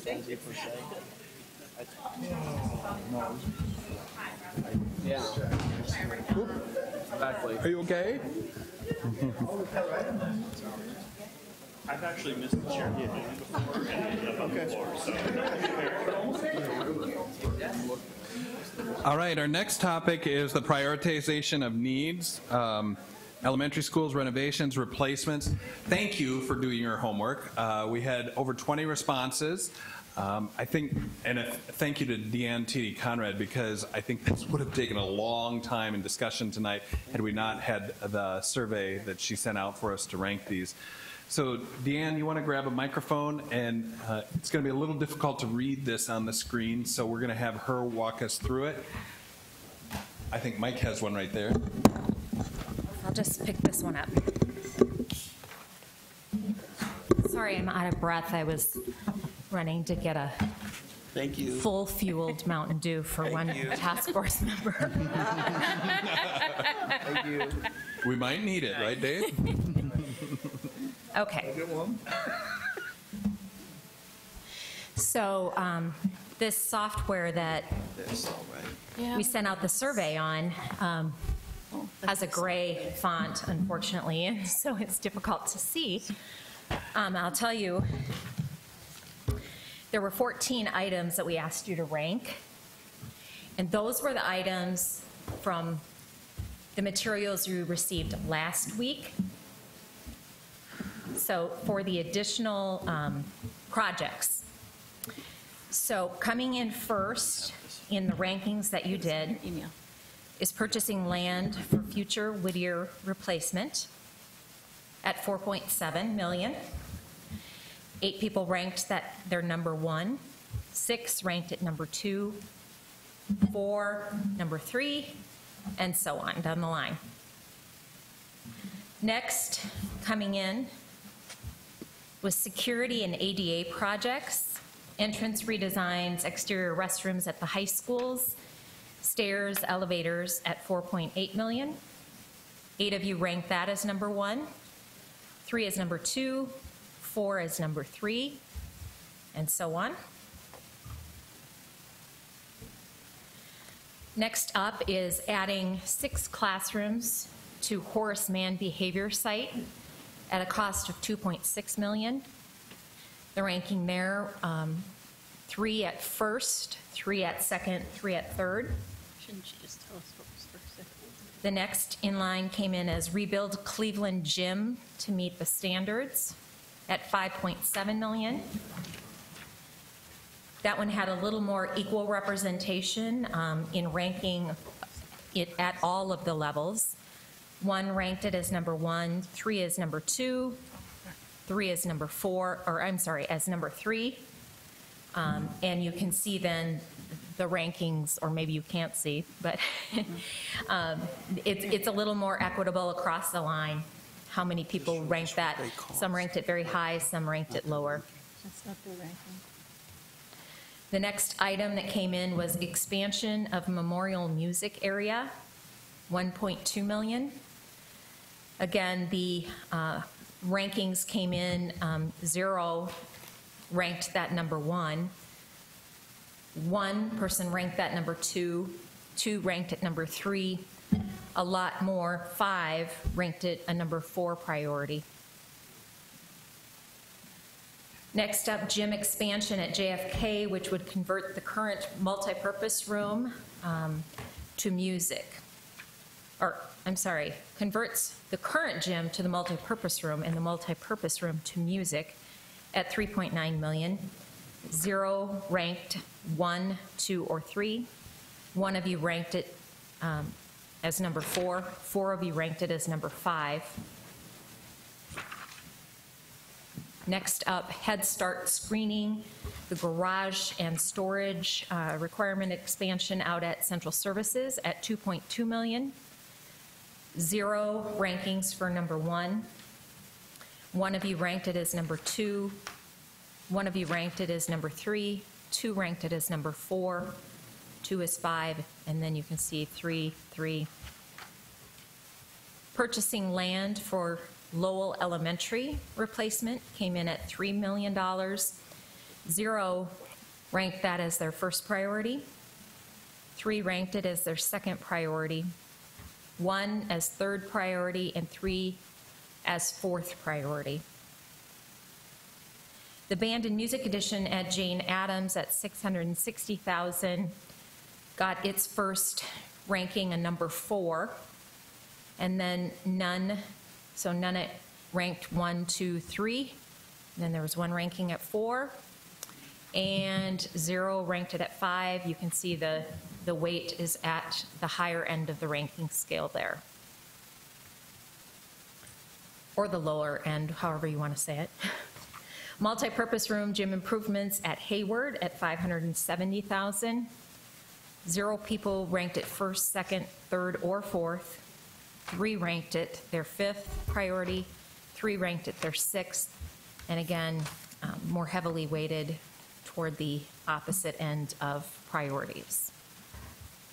Gym expansion at Robert Frost, again, came in with 0s in the first 3 rankings. No one ranked it as top 3. 1 person ranked it as top 4, 5, and then 2 at 6 and 7 priorities. PE coaches area, training rooms, storage at Roosevelt and Washington. 1 person ranked that number 1. No one ranked it 2. 1 person ranked it 3. 3 people ranked it 4, and so on. Purchasing land, playground, parking at Jane Addams at $1.4 million. 0 ranked at number 1. 1 ranked at number 2. 2 ranked at number 3, and then across the board from there. And purchase land for additional parking at Sonia Sotomayor came in as the bottom priority, with 1 ranking coming in 5th, none coming in 6th, 1 coming in 7th, and such. If I go over to the right-hand side, you can see the total weight and ranking. Sorry, you can't see this all on one. But again, your top ranking, purchasing land for future Whittier replacement, the weighted rank score was 262, with the next coming in at 249. That next being security and ADA projects. Your third came in with 202 ranking points, was adding 6 additional classrooms at Horace Mann.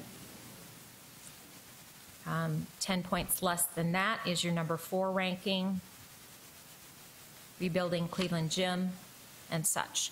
Would anyone like me to go through that in greater detail, or any questions that you might have in terms of what was ranked first, second, third, and fourth? Questions for Deanne? Thoughts, comments on how we ranked it as a group? I had, we were discussing just a little bit over here about ranking the land acquisition for schools, and since that's sort of an opportunistic kind of thing, it's hard to really quantify where to put that, or I found that harder to quantify anywhere to put that in my rankings. Any other thoughts? What's the total value of these projects? Jeff, do you have that off the top of your head? I have a spreadsheet. Deanne, can we get him a mic? And the reason I ask is we know we want to build 3 schools. We haven't talked about what the capacity for bond issue is. Right. So we could spend 45 minutes debating the rank on this, but if we don't have the budget for it, that was a fruitless effort. So that's kind of why I'm curious if if we're okay with maybe just the top 4 or 5, we move on to bonds and then figure out what our budget is and come back and say, now we can start picking some different projects, would be my thought. Sure. Should we have Jeff, in addition to those questions, just reiterate the cost of, since we've decided on the high school, middle school, what those costs are, current construction costs, and then move to the next question that Martin had. The total, including all the elementaries and those sort of things, and this whole list is 181, just over 181 million. Okay, what would 181 million? Yep. Okay, so 181 million. What was the cost again for a new construction, today's cost for high school? Was that 87? 84. 84? 84.7. Okay. Can I ask real quick? The middle school is 43. These are different numbers.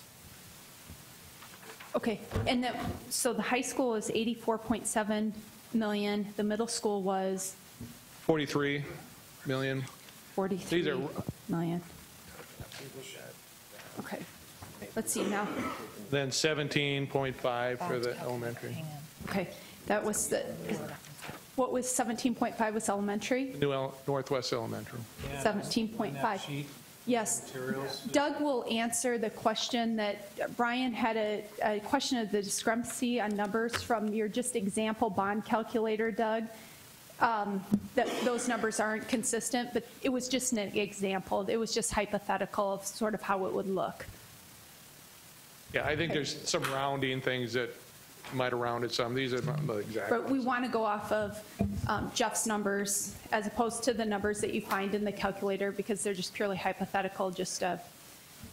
Okay, so we're looking at 84.7 million for the high school, 43 million for the middle school, and 17.5 for the elementary.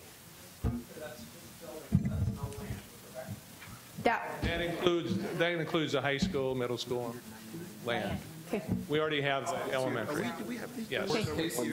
So Vernon did some quick math, and that brings us to 145.2 million at this point of what we're seeing for facility needs, given the growth enrollment. If we want to add to that, so that's just the subtotal. If we want to add to that, it would be if we said we're going to do everything that we just laid out in the survey, that would be the 181 million. So maybe now, Martin, to your point, is a good time to move into the discussion about what we think is tolerable, and then from there, go down to determine how many of the others of the 14 we would want to include. Now, I would lay it out. I think it's important that we give, again, not paint the board into a corner. Let's give them a range. They ultimately would need to decide what that bond issue is going to be. So maybe a range within 50 million. These are big numbers. I get it. Really big numbers. But we need to give them some space because ultimately they're the ones that are going to have to answer to the public. So with that, let's open it up to that discussion. Sure. So I just had a question at last week, your last month meeting, and I just have a quick question more for process. We had at the very back the projects out of scope. Sorry. Thanks. So during our previous meeting, we had an appendix of projects out of scope of the task force, items that would be considered the capital outlay. The one question I had during our last meeting, and I felt like it would be good to know before we discuss those projects that are in scope, is some of these look similar enough in terms of pricing or in terms of aim or mission. So my quick question is just, why are the ones that are identified as capital outlay or out of scope, why are those out of scope? I'm not trying to move anything in. I'm just curious, process, what was the criteria that defined that? Jeff, did you want to take a tackle at that? Yeah, let me get to the listing, but several of them we'll reevaluate when the new buildings come online, so there might be some things we would change with those projects. So we don't want to get ahead of ourselves with some of those projects. So just a real quick follow-up on that. The reason why I'm quite curious is, so let's say of this list, let's say that there are, I don't know, 8 of the lists that are identified. Would there be a point where item number 9 on this group's ranking, let's say, would that ever move into the capital outlay and it would move and replace some of these items that existed? I'm just curious so that I understand what goes where and when. That's all I'm asking. Well, I think we moved these up to that be the highest priority. The other ones would either be on the operation and maintenance, because there's a lot of operation and maintenance. If you look at some of these, Patrick Henry, some restroom renovations that we can fit into those kind of projects. So there's more flexibility and another pot of money to do some of that. Todd, do you have anything to add? Yeah, I agree with Jeff. I mean, we wouldn't necessarily scrap all those other projects if the revenue is available, and we can't predict today what our capital outlay fund is going to look like 8 years from now. It's just stuff. I mean, when we did our last CIP plan, there's items we identified, and we moved them off at the bottom of the list. And if we could move up 1 or 2, we did. If not, they're on these lists now. And that's just, they would just keep. You know, if we could get to them eventually within the next 10 years, we would. If we can't afford them, they would get discussed by another group of people 10 years from now.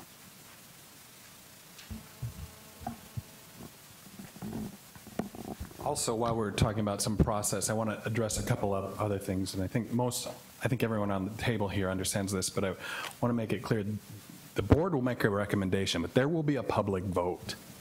And it takes a 60% margin in order for us to pass this general obligation law. There's no question that there will be a vote. It is state law. So to borrow this money, every voter in the Sioux Falls School District will have a voice in this. We should also talk about the importance of timing of the vote, because in order to get that high school and that middle school done by 2022, 2021, the timing is also laid out. Dr. Maher, do you want to address that, or Todd? Yes, I'll give you the summary, and Todd is used to cleaning up messes that I make. The biggest thing, I think, with our budget is that our budget has to be completed, finalized, ratified by the Board of Education by the last day in September.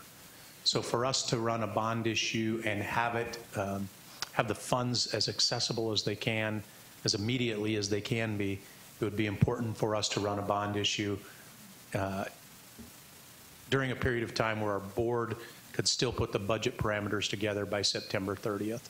So I think that's one of the markers that we would be looking at throughout this process. Questions about that timing?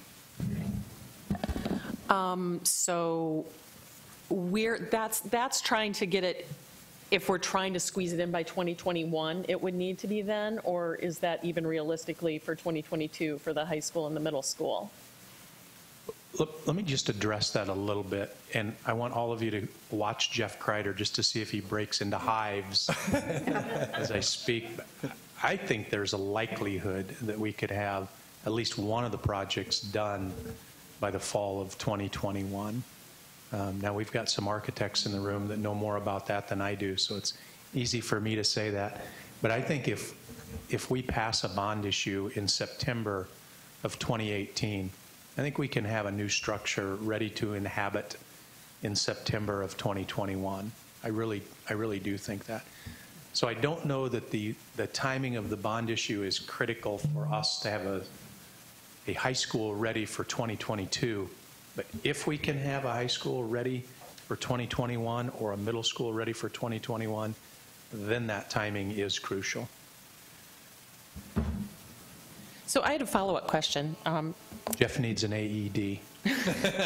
Still sitting. Based on, okay, first of all, could this vote happen along with, if we didn't get it done in September, could it happen along with like a November vote? And that's the first question. And would it be more likely to pass based on what's happened in the past if we had it as an earlier standalone vote? Those are great questions. Yep. Todd has some data on voter turnout and what it's looked like in our past, and perhaps how that could be projected to look like in the future. We've done standalone elections on these type of votes. The three that we looked at, the 1997 was like a $31 million bond or a $30 million bond issue. That's the equity vote. That was like a 23% turnout, and that was in April. And then, thanks, Doug. We did 2 opt-outs in 2002, one in May. That was a 32.6% turnout, and we did one that failed. We did a smaller one in September of that year. It was 38.9%. And just to give you a feel for how that relates to other local elections, when we did our regular standalone election in 2017 for the school board, turnout was 4%. The last one we just did, we combined with the city, which included the mayoral race, which usually brings out more voters than even the off year when the mayor vote isn't up. There was 30.5. So that's a typical turnout. One other one. The one year we combined our calendar election with our regular election, it was 14.9. That turned out a little bit. Other turnout or timing questions for Todd or Dr. Maher? It's a short time. So far, we've added up to 145.2. Todd, could you also address what that means to the typical home in Sioux Falls and how you have calculated that again? We had that in our first meeting, but I'd like you to cover that again. Well, maybe if we added all of the items from the survey, that would bring us to 326.2. So on the lower end, it would be the 145.2, the high end, the 326.2.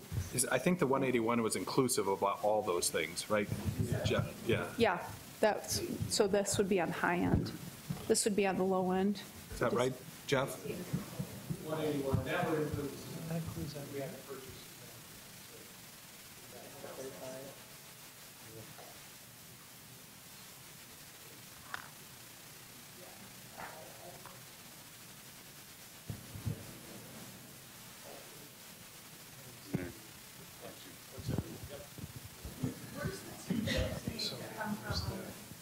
Just an example. It's just an example. Calculator.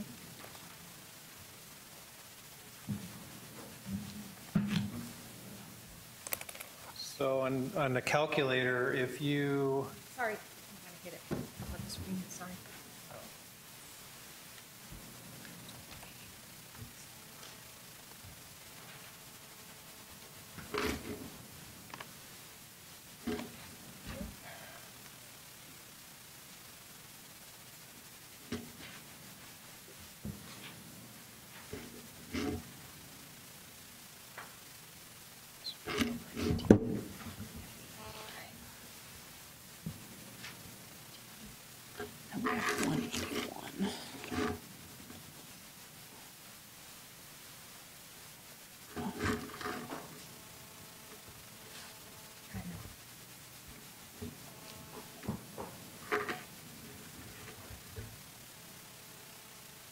okay, so basically when I put the Whittier land piece in there, not the school, if you look up there on the screen, that's 178. The reason that's different from the 181 is in Jeff's number, it includes about $3 million in maintenance on Cleveland that I have excluded on there. And so that's essentially, that's the amount. And then it's kind of dependent on how much you would do in a year one of issuance. So if you chose to do everything except the elementary school, you would have 160.6. You can see in year one bond proceeds, and then if you followed that down below, The impact to a $100,000 home would be $7.48 a month or $89.80 per year.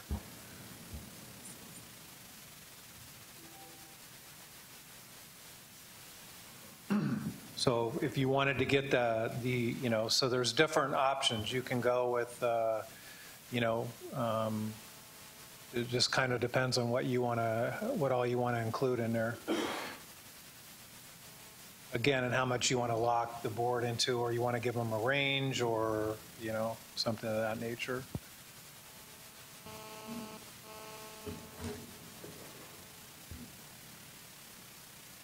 Martin. I know there's a couple people in the room that have gone through bond issues. Can anyone speak as to why they failed the first couple times? If they did fail, or if they passed, why they passed? It's got to come down to appetite, correct? Theron has some experience in past school bond issues. Theron, you want to address that? Sure. He needs a microphone.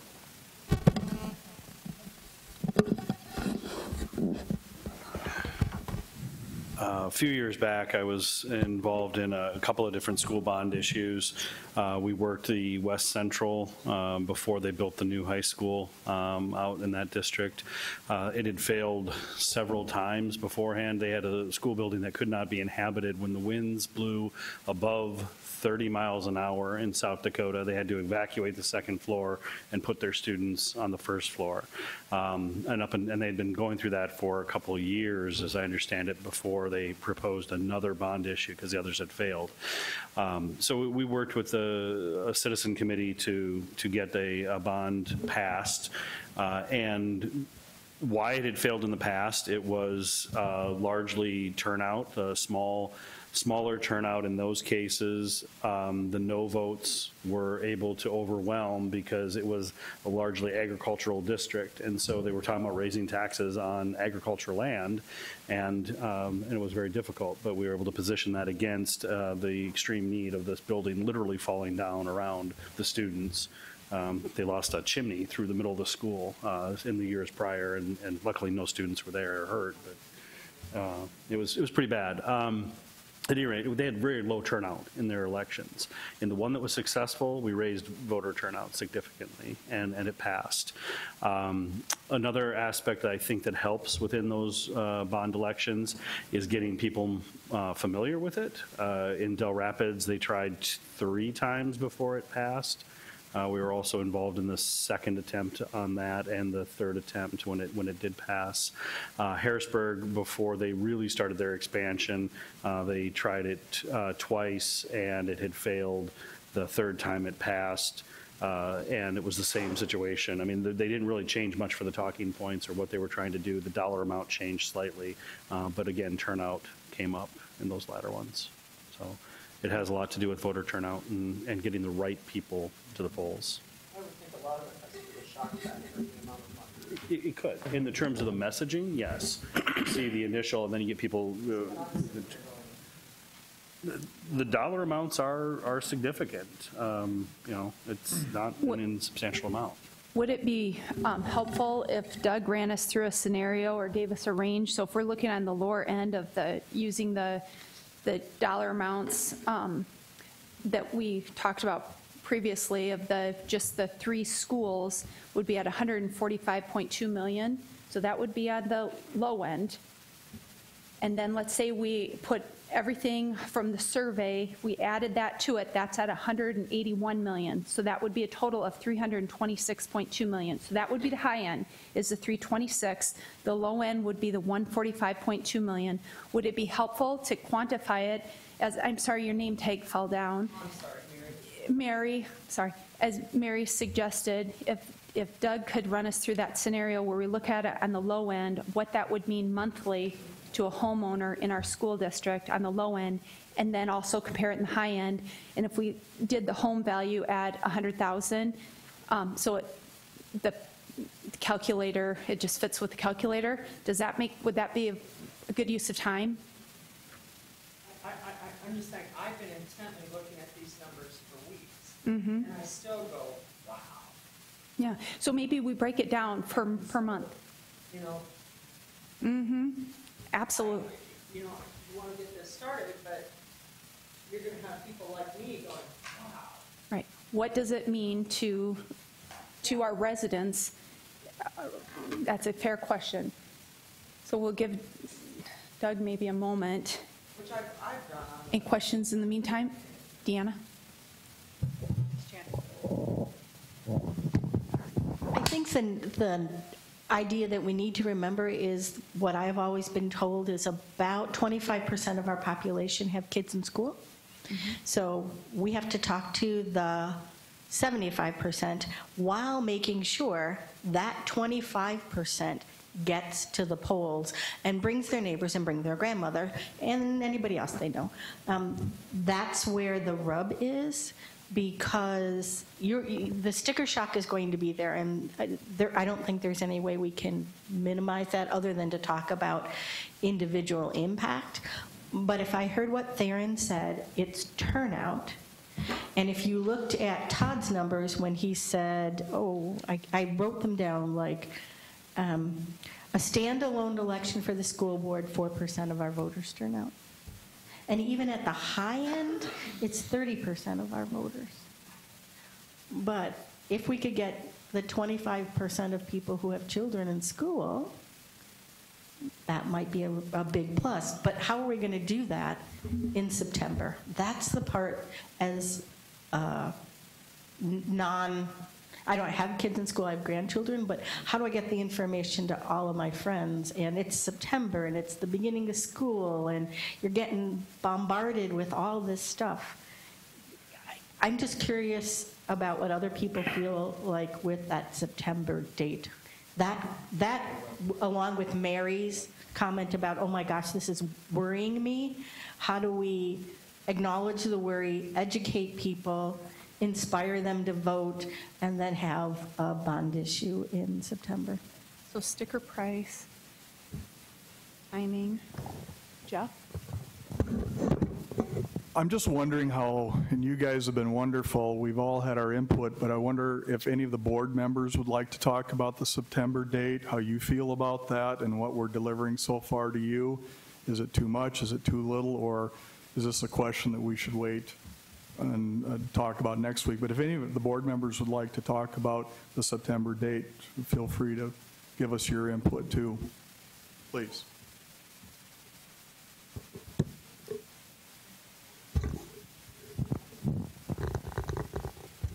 I think the first thing I'd say is we're here to listen to you. So we're here to get your suggestions and your guidance, really, to see what you all think we should do. Do I think September is feasible? Yes, I think we've got enough time. But we really are looking to you to help us make those decisions. Mary. Back to the bond amounts and the failures and the successes. Were any of those bond amounts reduced on second and third tries? I actually don't recall West Central specifically, how much they revamped it. Del Rapids did. Del Rapids did. And I want to say Harrisburg made some minor adjustments, but not that many that first time. And then in subsequent years, Harrisburg has passed without, and hasn't really been much of an issue. They ran another one, and they basically said, we're not raising your taxes, we're just keeping them the same. We're not letting it expire. and their people were, okay, and just passed overwhelmingly. So, there's. So where I was going with my sticker shock question was, if you have a timing issue, and going beyond into this list, Nan gave us the high end, and that's fine. We should know that. But if you have a timing issue, I think the sticker shock that has happened we can learn from the districts around us. Vernon, one thing, just to kind of extend on the process, is on the heels of your guys' work, there'll be a survey that's going to be done that Joe's helping to create. So within that survey will be the ability to test various price points on the tolerance for, what's the tolerance at $10 a month, $15, $20, which probably will give the board some feedback and ultimately where to draw the line based on what the whole community is saying, because the whole community will be participating in the survey, or those that want to. So maybe the path forward is, you know, are the projects that you see up there worthy of the board, and hand it off to the board to say, you know, based on community feedback on tolerance for bond levels, you know, that they should go forward, perhaps. Remind us of the timing on the survey and when results will come in. The survey is going to go out, Deanne, on,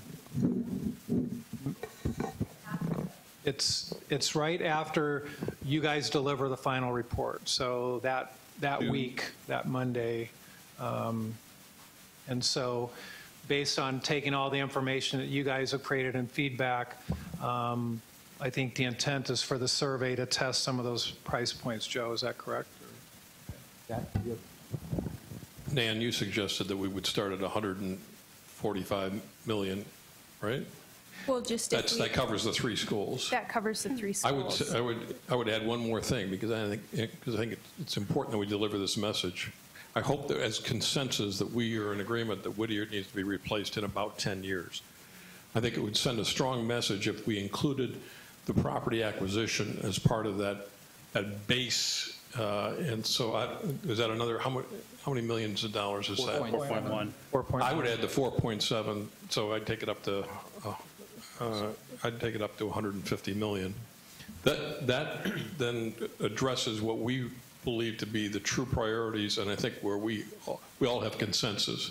I don't think we have consensus beyond the Whittier property acquisition, and you know, I'm not sure I quite understand, you know, what we can do with the capital outlays. I don't know how far that's going to take us, but in terms of bonding for a 25-year period, I'm not real comfortable bonding out, you know, additional classrooms or converting something from a multi-purpose room to a music room or whatever.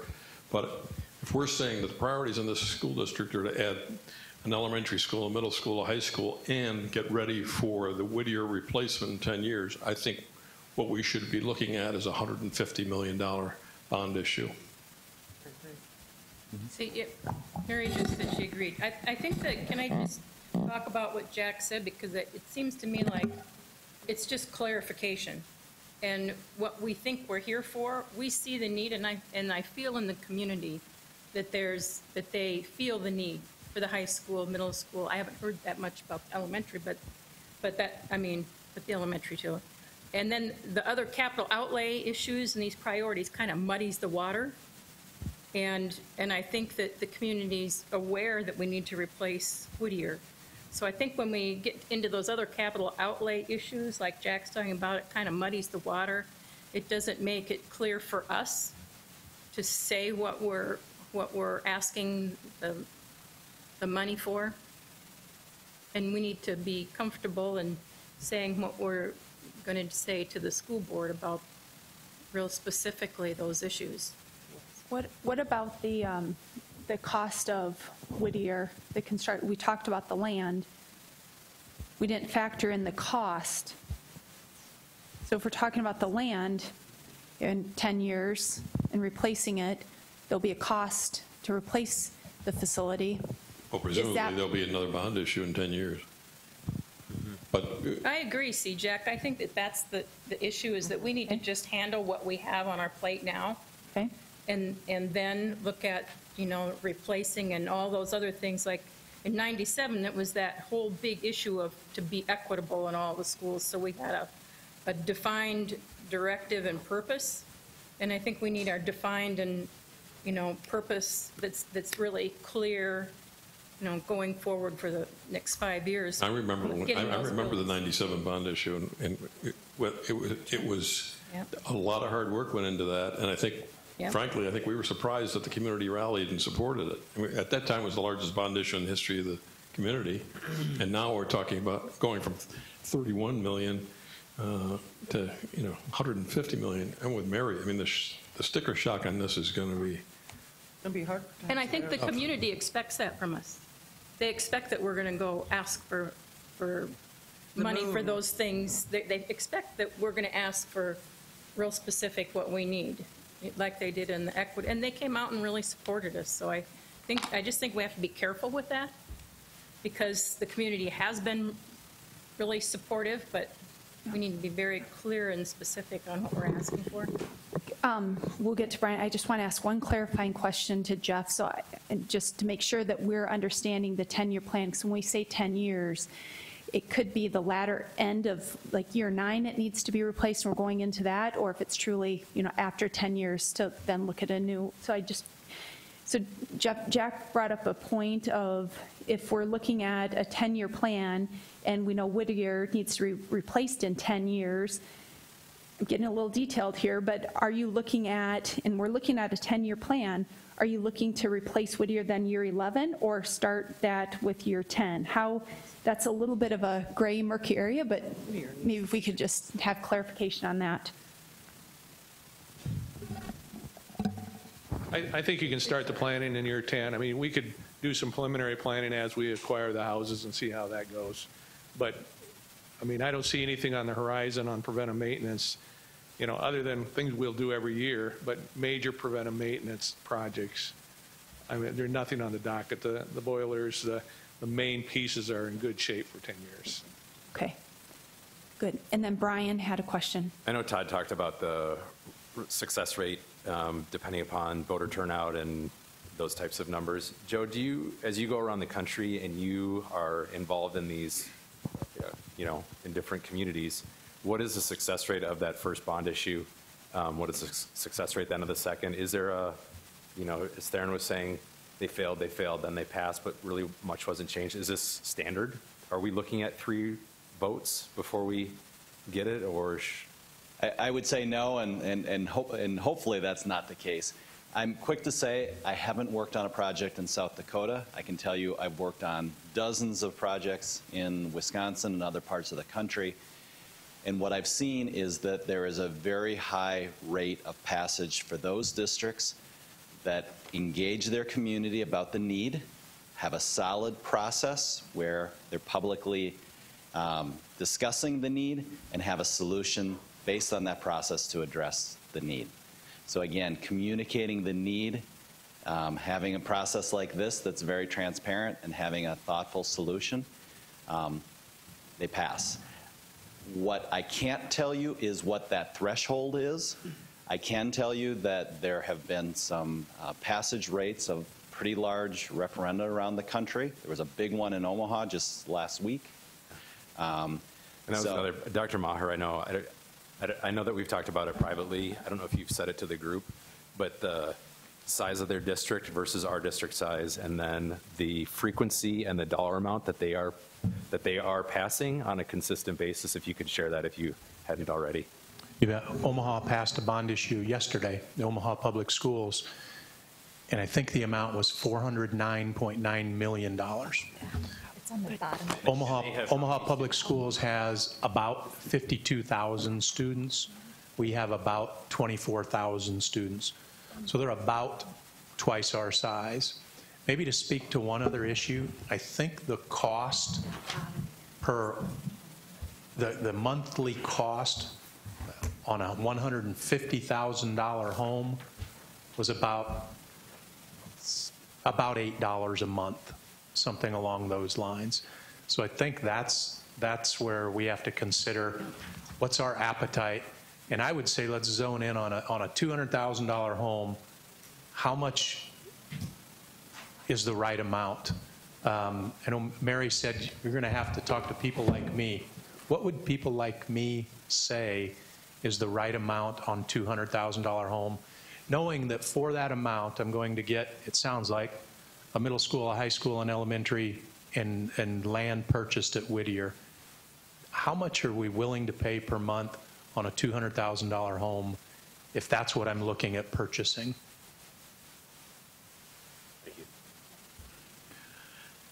And in our first meeting, Todd had given us this sheet that lays that out for a $200,000 home for $100 million, $150 million, and $200 million.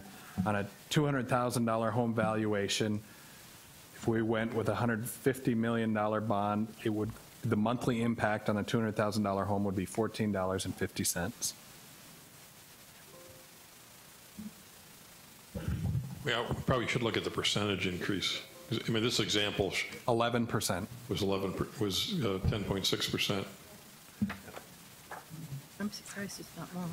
One thing I'd like to add in on the overall bond, I do agree with the core items, keeps it simple, but I think there are a lot of tangible projects that are in there. Things, I guess the things like, property acquisition, the parking lot expansion, or, things like the lockers, a little bit tougher to sell, but when it comes to specific, classrooms or,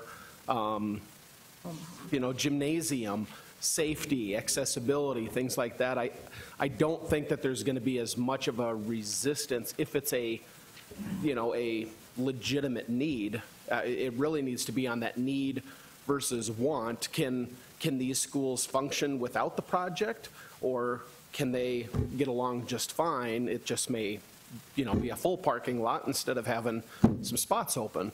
So there's a lot of stuff. I think there's a lot of fat that can be trimmed off the want list, but I think we're really limiting ourselves to the bare minimum and the opportunity for the bond by just saying, let's stick with the core projects, and maybe I'd be looking at a sweet spot somewhere in, minimum 175 to be able to get enough of these needed projects in and not more than 200.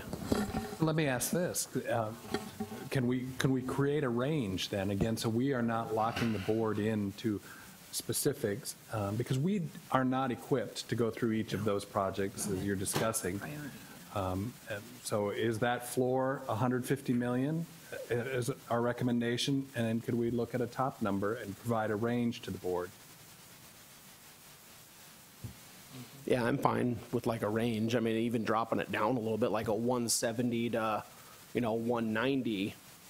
But once you get north of 200 million, I think it's kind of like $1.99 a gallon gas versus $2 a gallon gas. It gets your attention a little bit more, and I think if we cross 200 million, it's going to draw a lot more criticism. So I think, to your point, I think that range is really important because there are very worthy projects. And so if you're looking at parity across the schools, that you're doing the basics is really important to get voters to come out. And through the experiences I've had in looking at financing, we've got 4% money that we're using right now. We know it's never going to get cheaper. So we need to take advantage of that and help people understand what a great gift that is to look at, and to maybe up the ante a little bit to be able to utilize that money and give the board and the people here flexibility to help us with that. So understand it is a lot of money, but those kids deserve it. This community deserves it. And so we need to be mindful of what that investment looks like. Darren. Yeah, to that point, money is cheap right now, and it's not going to get any cheaper, and construction costs are only going to go up. I guess I have one question back to the administration, and regarding the bond. We were talking about just the land acquisition for Whittier in the calculation. If you put all of the Whittier replacement back in, we hit kind of that top range. You said 178, Tom. It actually would take it to 184. So my question is, do you have to go back to the well? Could it be structured as such that, okay, well, we have this, put it out there, the bond vote is 180, and okay, we specify that it was going to include these projects, but we don't start the bond for Whittier until year 5 when the planning goes on. So we take some of the money, get things going, that's fine, but then we don't have to go back for a second vote if people approve it. I don't know if that's a possibility. Probably a Todd question. Yes, it's a possibility.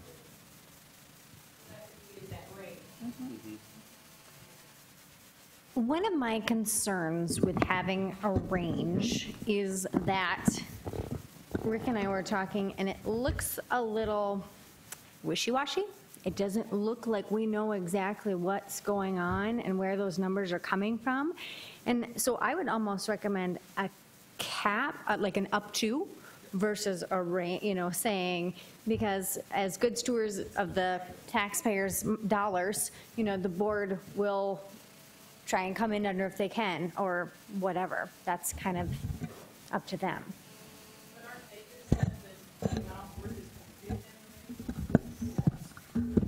But I think to that point, I agree with it completely. I think you can be very comfortable with someone, investing your money if you feel like they're being thoughtful about it, and if you feel there's a level of completeness. And so I like some of the items that maybe you feel like you're truly hitting real needs. And I think some of these other items that are important, I do agree with that, but I wonder how they can be packaged so there's a level of completeness. So it's not, hey, we asked for this, what we needed, and then here's these a la carte items. How can we make it purposeful and show the intent of the thoughtful people in this room? I had a question for either Doug or Todd, that if you write it and hypothetically just say that the number is 180, that's obviously a lot of work to push out, and so you wouldn't need to actually secure that amount of funding. Do these larger school districts like Omaha, when they issue $400 million, would they do like a bond issuance like Theron was saying, kind of maybe 3 phases? That also helps our taxpayers phase into the impact. That Series 1 might be a third of that. Series 2, maybe 2 or 3 years later, could be the next third. But it actually gives the vote gives the school board that flexibility to issue. Is there a maximum time frame of when all the issuances have to be completed? Our statutes do not specify a time frame. You don't want to say we're going to do this 20 years from now or something like that. But okay. You would phase this over 2 or 3 issuances, because you could not spend that money in time. When you issue that debt, you have to spend it in X number of years, so you couldn't spend it fast enough. So you would definitely have to phase it. It would probably be 3, might be 2, okay, over 6 years or something like that, 5 or 6 years. But to me, I think there's a lot of value in not only talking about the expansion that is needed for the additional kids, but investing into the existing buildings. And there is a lot of opportunistic projects, and so how that looks and gets structured, I think is important. But also, I think it shows there's good projects at Memorial, there's good projects at Patrick Henry. Clearly, Whittier needs to get done, and then that message gets broader. Do you have a number for us, Mark? Well, the only, I thought that this was very helpful. My only question was, because as I go down through that, assuming that it was multiple, I don't fully understand what the other projects are, which is the 17.9 million, without trying to tie those back. And so that would probably, it would be the 215.3 less the 17.9 until I heard more. So.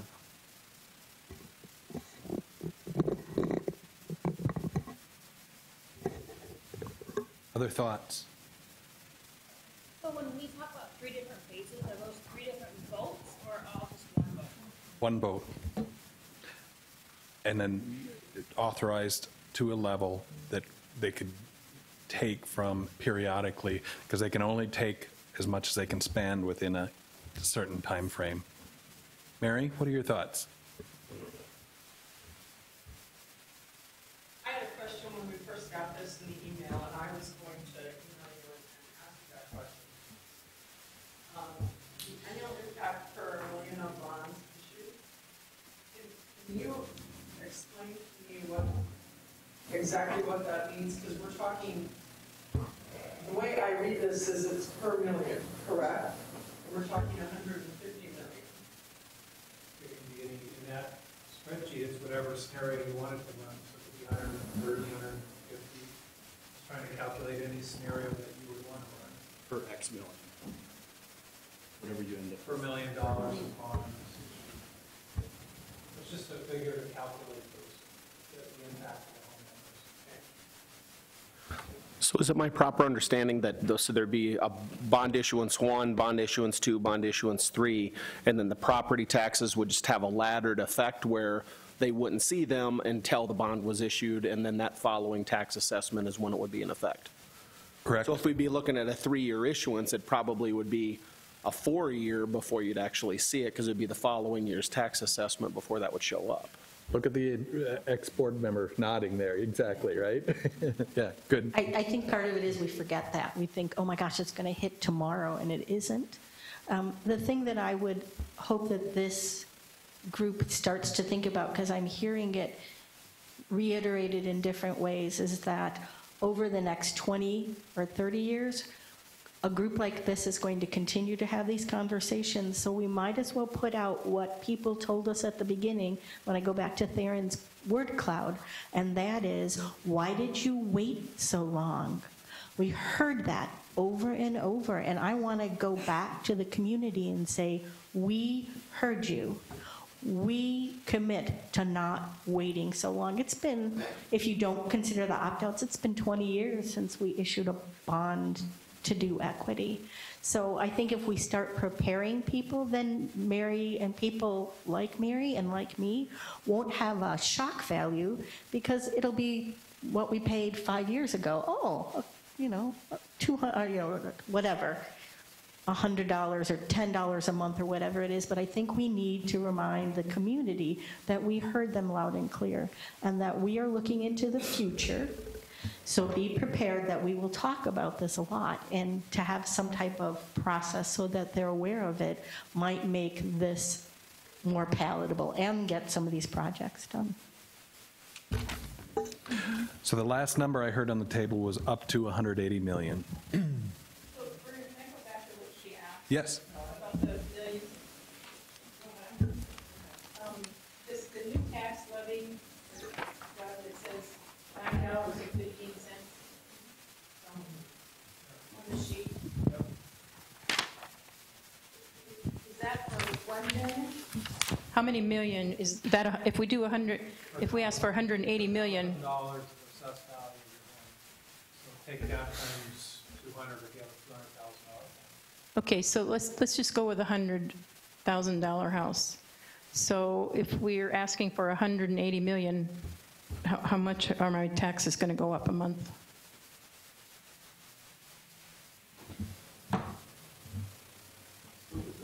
That's you're saying it was all issued on year 1? I don't know. I just want to know how much my taxes are going up. $8.39. What? $8.39 a month.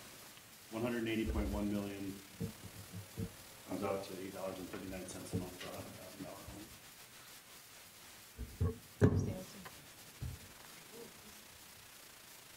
That's what we need to know. Yes. Theron, say that again.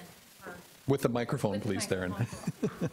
There you go. I'm sorry. Everyone tells me I'm so loud. I always assume I'm loud. So adjusting for the last column to say, it says $180.1 million, then on a $100,000 home, the monthly impact is $8.39 in the calculation, for an annual impact of $100 increase. So we're really talking a couple hundred bucks a month. Very few homes are $100,000 homes. So we're really saying, say the average home is 2 to 2.25.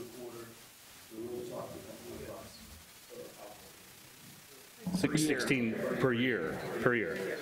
So yeah, 180 million is $100, just over $100 a month, or $100 a year annual impact. A $200,000 home is just over $200 a year. 300,000 is just over 300. Yeah, we say the average home is 2.25 or whatever realtors tell us. It's the median. It's something bigger than $100,000. It's just a big 200,000 is the median? That's a little high, but yeah, that's what we need. I think the median household is just Yeah, about 196 or so. we can check on. But that's an easier figure to use, 200,000. And we know that it's going to cost them $200 a year.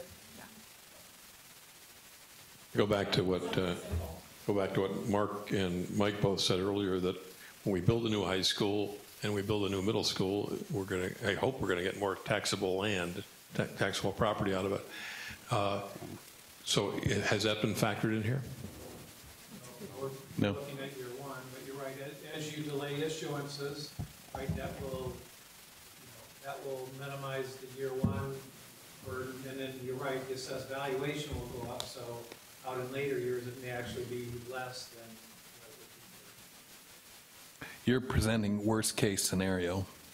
Yeah, exactly. Trying to give you some range. Again, survey the community, see what their tolerance is. So my understanding of these dollar amounts we're talking about, that's as high as it would be, but it could and most likely would be lower. It's just a matter of how much lower. You funded everything on there and issued, excluding Whittier, all of Whittier.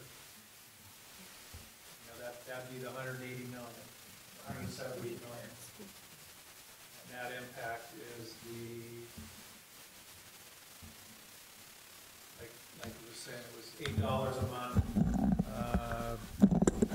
$16 a month for a $200,000 home, just right at $200 annually.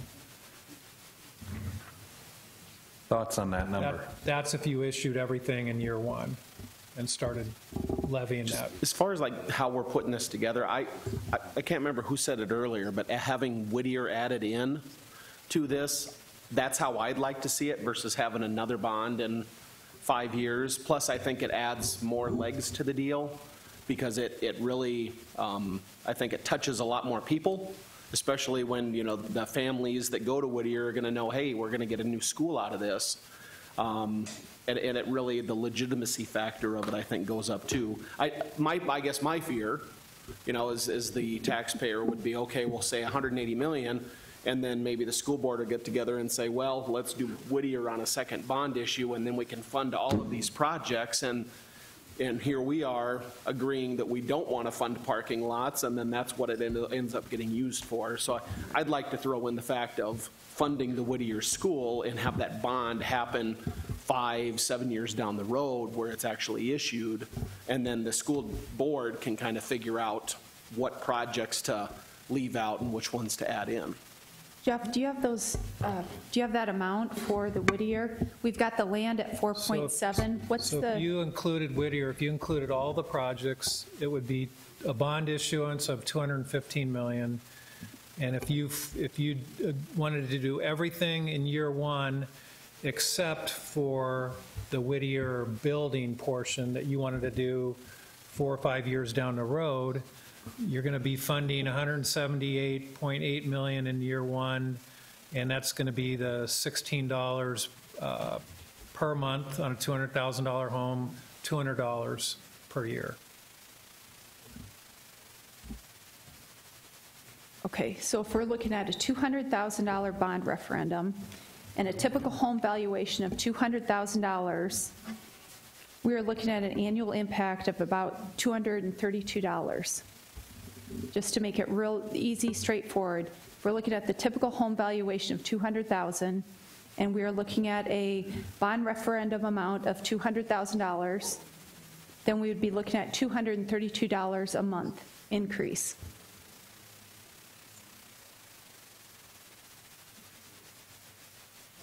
Right, correct? We talked a year. earlier about need versus want. I think replacing Whittier today is a want because we were told that Whittier has at least a 10-year life ahead of it, maybe more. That we might even start the planning for replacement in 10 years rather than an opening in 10 years. I don't think this community is going to buy a $215 million bond issue. I think we get killed out there. I think you have to be somewhat, you know, I mean, people expect us to be fiscally conservative, and again, there's nothing fiscally conservative about 150 million, let alone 180 million. I think we really need to address. I would urge the board to look at what are the true needs today, And to me, it starts at that 150 million, replacing 3 schools and getting ready for the replacement of Whittier. And maybe there's a way to package other things adding up to roughly 30 million, but boy, you've got to package that well in order to be able to sell it. And if you're giving a list of 20 projects and you're trying to sell it that way, good luck. You've got to sell it some other way. I mean, that's what we did in '97. We packaged it as here's a way to have equity in the delivery of education in our city, and that's how it was sold. I have a question for you, Mike. Looking at the approved residential developments in those areas where we're looking at placing the middle schools and high schools, do you feel that those homes where possibly, we're going to have to reboundary, but what are those families that are going to be sending their kids to that school, most likely, what is their home value at? Like, are we talking $200,000 homes, or? I think any areas that you're going to see new construction will be at least that amount, or if not higher. Right now, for new construction, it's probably $250,000 is the basic valuation. The 197 is based on existing homes that have been on the market. So yeah, 250 is realistically what new construction costs are going to be. And I just I think we're heading in the right direction, because we do need to determine, the board, what are the true needs and what is the community going to support. And I think doing that survey will help answer some of that. And then just keep in mind the percentage of voters that do not have students in the district. And then we have a district that has, 50% free and reduced, right? That's pretty close. Yeah. So there's some demographics there that kind of go back to what Jack is saying, that you have to be, and we don't want this to fail, because if it fails, it's going to get delayed. It's going to cost even more in the future. No, we are past our time. I have one proposal that maybe we can agree on. Can we agree that to that 150 million tonight? We don't have to make the final decision on that tonight. And then the district can run the numbers, because I don't want us to be sloppy on this before the final report. I think we've given Joe enough direction to write the draft for the report. And then in our first item in the next meeting, we take the discussion up here again. Does that make sense? Let's do that. Everyone's in agreement that 150 million is okay? As a placeholder? As a placeholder for the discussion? Yes. Mary, I want to ask you, because you raised it first, are you comfortable with that number for the sake of discussion leading into our next meeting? Okay, very good.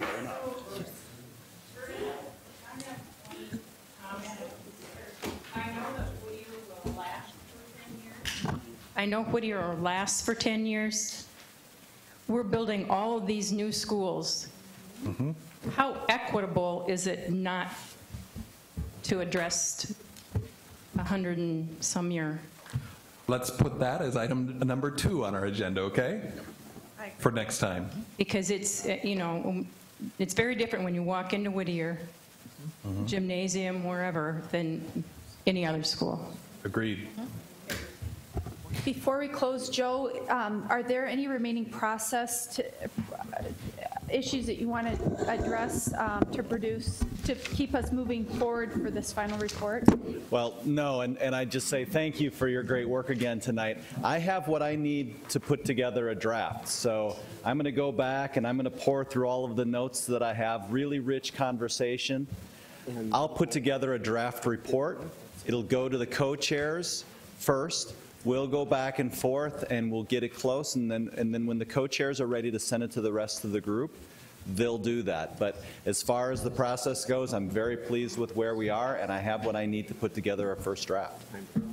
Okay, great. Well, our next meeting will be May 30th, 5:30, same place.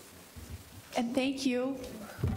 do want to take just a moment in case, is there anyone from the public or board members that want to address the task force? Okay, silence. All right, thank you. We'll see you at the next meeting. I think you can get away with a couple of those optional projects. Probably one, maybe two of them, but yes,